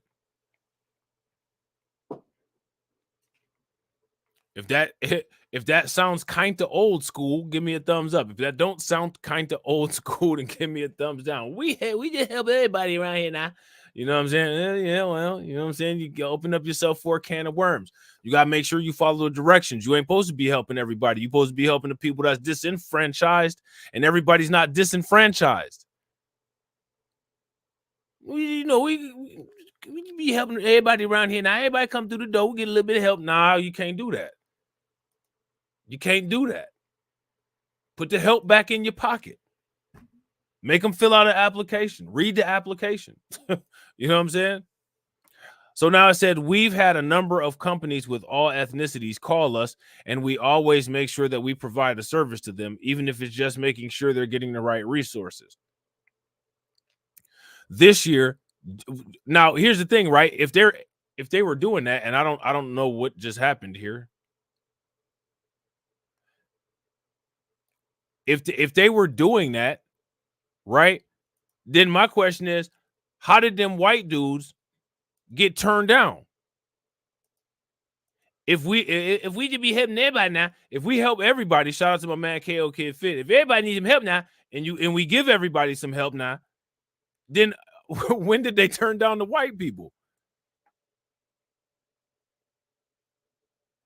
Shout out to Kirk. What's good with it, bro? Kirk says, hold on real quick. All right, there we go. Kirk said they're disadvantaged because of intersectionality and anti-blackness. If we're all disadvantaged, American Negroes can never get a playing field. Right. It's the same thing. Listen, when I'm telling you about these rise all tides policies, how many people have ever heard about the distributive property when it comes to mathematics? Literally, that's the distributive property. If you got parentheses and you got all these different variables inside the parentheses, and you put a factor outside the parentheses, that factor distributes across those parentheses at the same rate as that factor, which means that each number gets increased by that factor. So it's just rising all tides by that number. So if you got one person that's poor, one person that's middle class, one person that's upper class, and one person that's a billionaire, if you multiply 4 times those people inside the parentheses, they each increase everything by a factor of 4. They're literally all still proportionately at the same place that they started at. Like these are math tricks that these people use. You know what I'm saying? So now here it says, we have had a number of companies with all ethnicities call us, and we always make sure that we provide a service to them, even if it's just making sure that they're getting the right resources. So now here's the thing, right? If what Ennis is saying is true, on what basis did them white dudes get turned down? I'm not trying to be funny, but I don't even think them white dudes got turned down. I bet you they came there, somebody brought them out a little piece of peach cobbler, you know what I'm saying? They gave them some pamphlets and brochures and sent them on their way. And then the white dude said, well, I didn't get $10,000 as soon as I came in the door, and they didn't help me the way that they helped these other people. And then because there's a lot of conservative Supreme Court justices, they just listen to them. Because, I mean, who doesn't listen to a white person?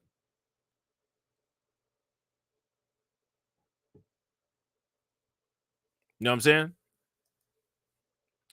This year, the Georgia MBDA budget is about $530,000, but now it's unclear how local resources and the program will be directed. The day after last week's ruling, Georgia MBDA officials had not received any guidance or information from the federal agency on how to move forward in light of the injunction.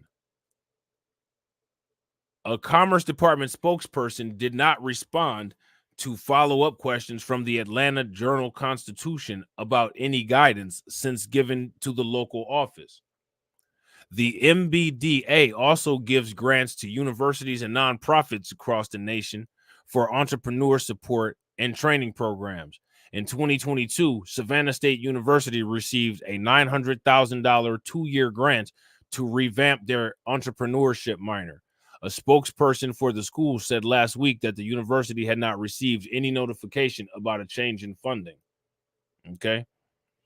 The agency has also partnered with the financial literacy nonprofit Operation Hope to help run its enterprising, quote unquote, women of color program in 5 cities, including Atlanta, where 375 women have been served. So they serving women like Future. You know what I'm saying? Would y'all agree they serving women like Future out there with that program? Shout out to them. Kirk said there's also an order of operations. Our issues have to be addressed. Our issues have to be addressed tossed first. Right. There's an order of operations. PIMDAS. Please excuse my dear Aunt Sally. Yeah, they knocking the women business out the box. They knocking this women's business out the box like Future. They got a sign outside like McDonald's. 375 women served. I ain't mad at it. Shout out to them. You know what I'm saying? Operation Hope's CEO and founder John Hope Bryant told the AJC that he doesn't think the ruling will change his organization's work, but he believes it impacts something deeper than resources. I think it, quote unquote, damages the soul of the country. Now, what I find interesting about this is that they don't give any description about how these white men were turned down and turned away. What Emma Lou down there in Atlanta came outside and said, y'all gotta go on away from here. We don't serve white people over here. I highly doubt that happened.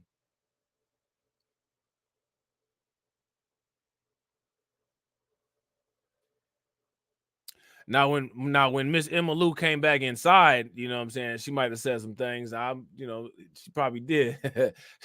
She probably did. But at the door, nah, I don't think so, man. I don't think you know what I'm saying, sweet Emma Lou down there in Atlanta was mean to them white dudes and they started crying about it. So they had to go to court. I don't think so. She had on her church clothes. She gave them some peach cobbler. You know what I'm saying? And some brochures and sent their ass along the way.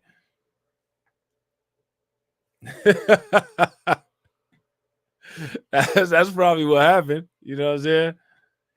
In the weeks after that new requirement was put in place, the SBA reviewed or recertified thousands of current AA participants, and it seems as if it's still business as usual, said Jennifer Paisley, project director of the Georgia MBDA Business Center. Atlanta-based venture capital firm Fearless Fund is another legal battlefield in this push against affirmative action. All right, you see this? Atlanta-based venture capital firm Fearless Fund is another legal battlefield in this push against affirmative action. Okay. The firm was sued last summer, just weeks after the Supreme Court struck down quote unquote race-based admissions practices at colleges and universities over a $20,000 grant program for Black small business women.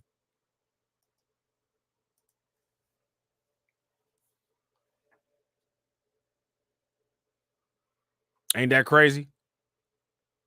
Shout out to my man Izzy over on Twitter. What's good with it, bro? Ain't that crazy? That don't make no damn sense.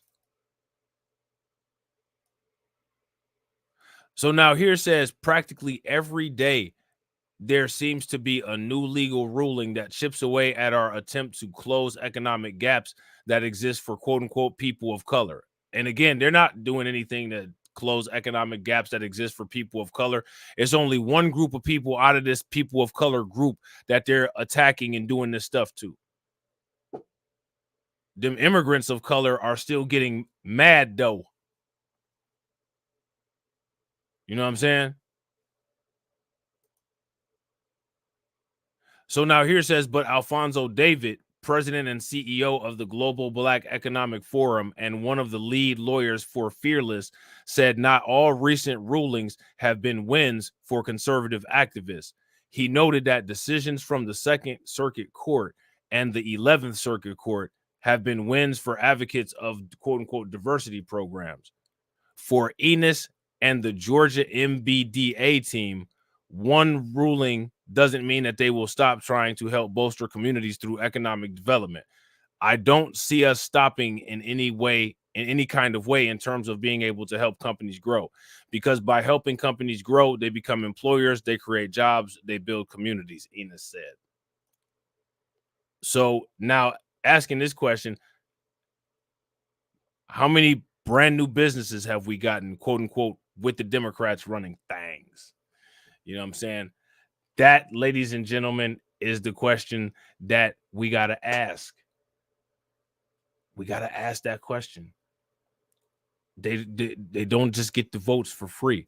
They don't like that anymore, that they got to pay, that they got to get charged. The government thought that they was the only ones that could charge taxes. Nah, we taxing y'all for them votes. If y'all want them votes, y'all got to show us what's happening. You know what I'm saying? Real quick, ladies and gentlemen, shout out to all the stream sponsors. Shout out to my man KG. Make sure y'all show him some love with the 9 months of membership support. Shout out to my man AB Promotions with the $1.99 super chat. Shout out to Jerry Beffert with the $20 super chat. Shout out to my man YGLTB1 with the $20 super chat. Shout out to Black Free Thinker with the $5 super chat. Shout out to YGLTB1 with the 7 months of membership support. Make sure y'all throw some flames, radiation emojis in the chat. And shout out to my man Kurt with the $4.99 super chat. Definitely appreciate y'all. I'll be back later on with some more live streams. We're going to be talking about some crypto because there's some wild stuff going on. I don't know if anybody's seen the price of Solana. Look at the price of Solana today and then check my most recent community post on BLR2. And as always, ladies and gentlemen,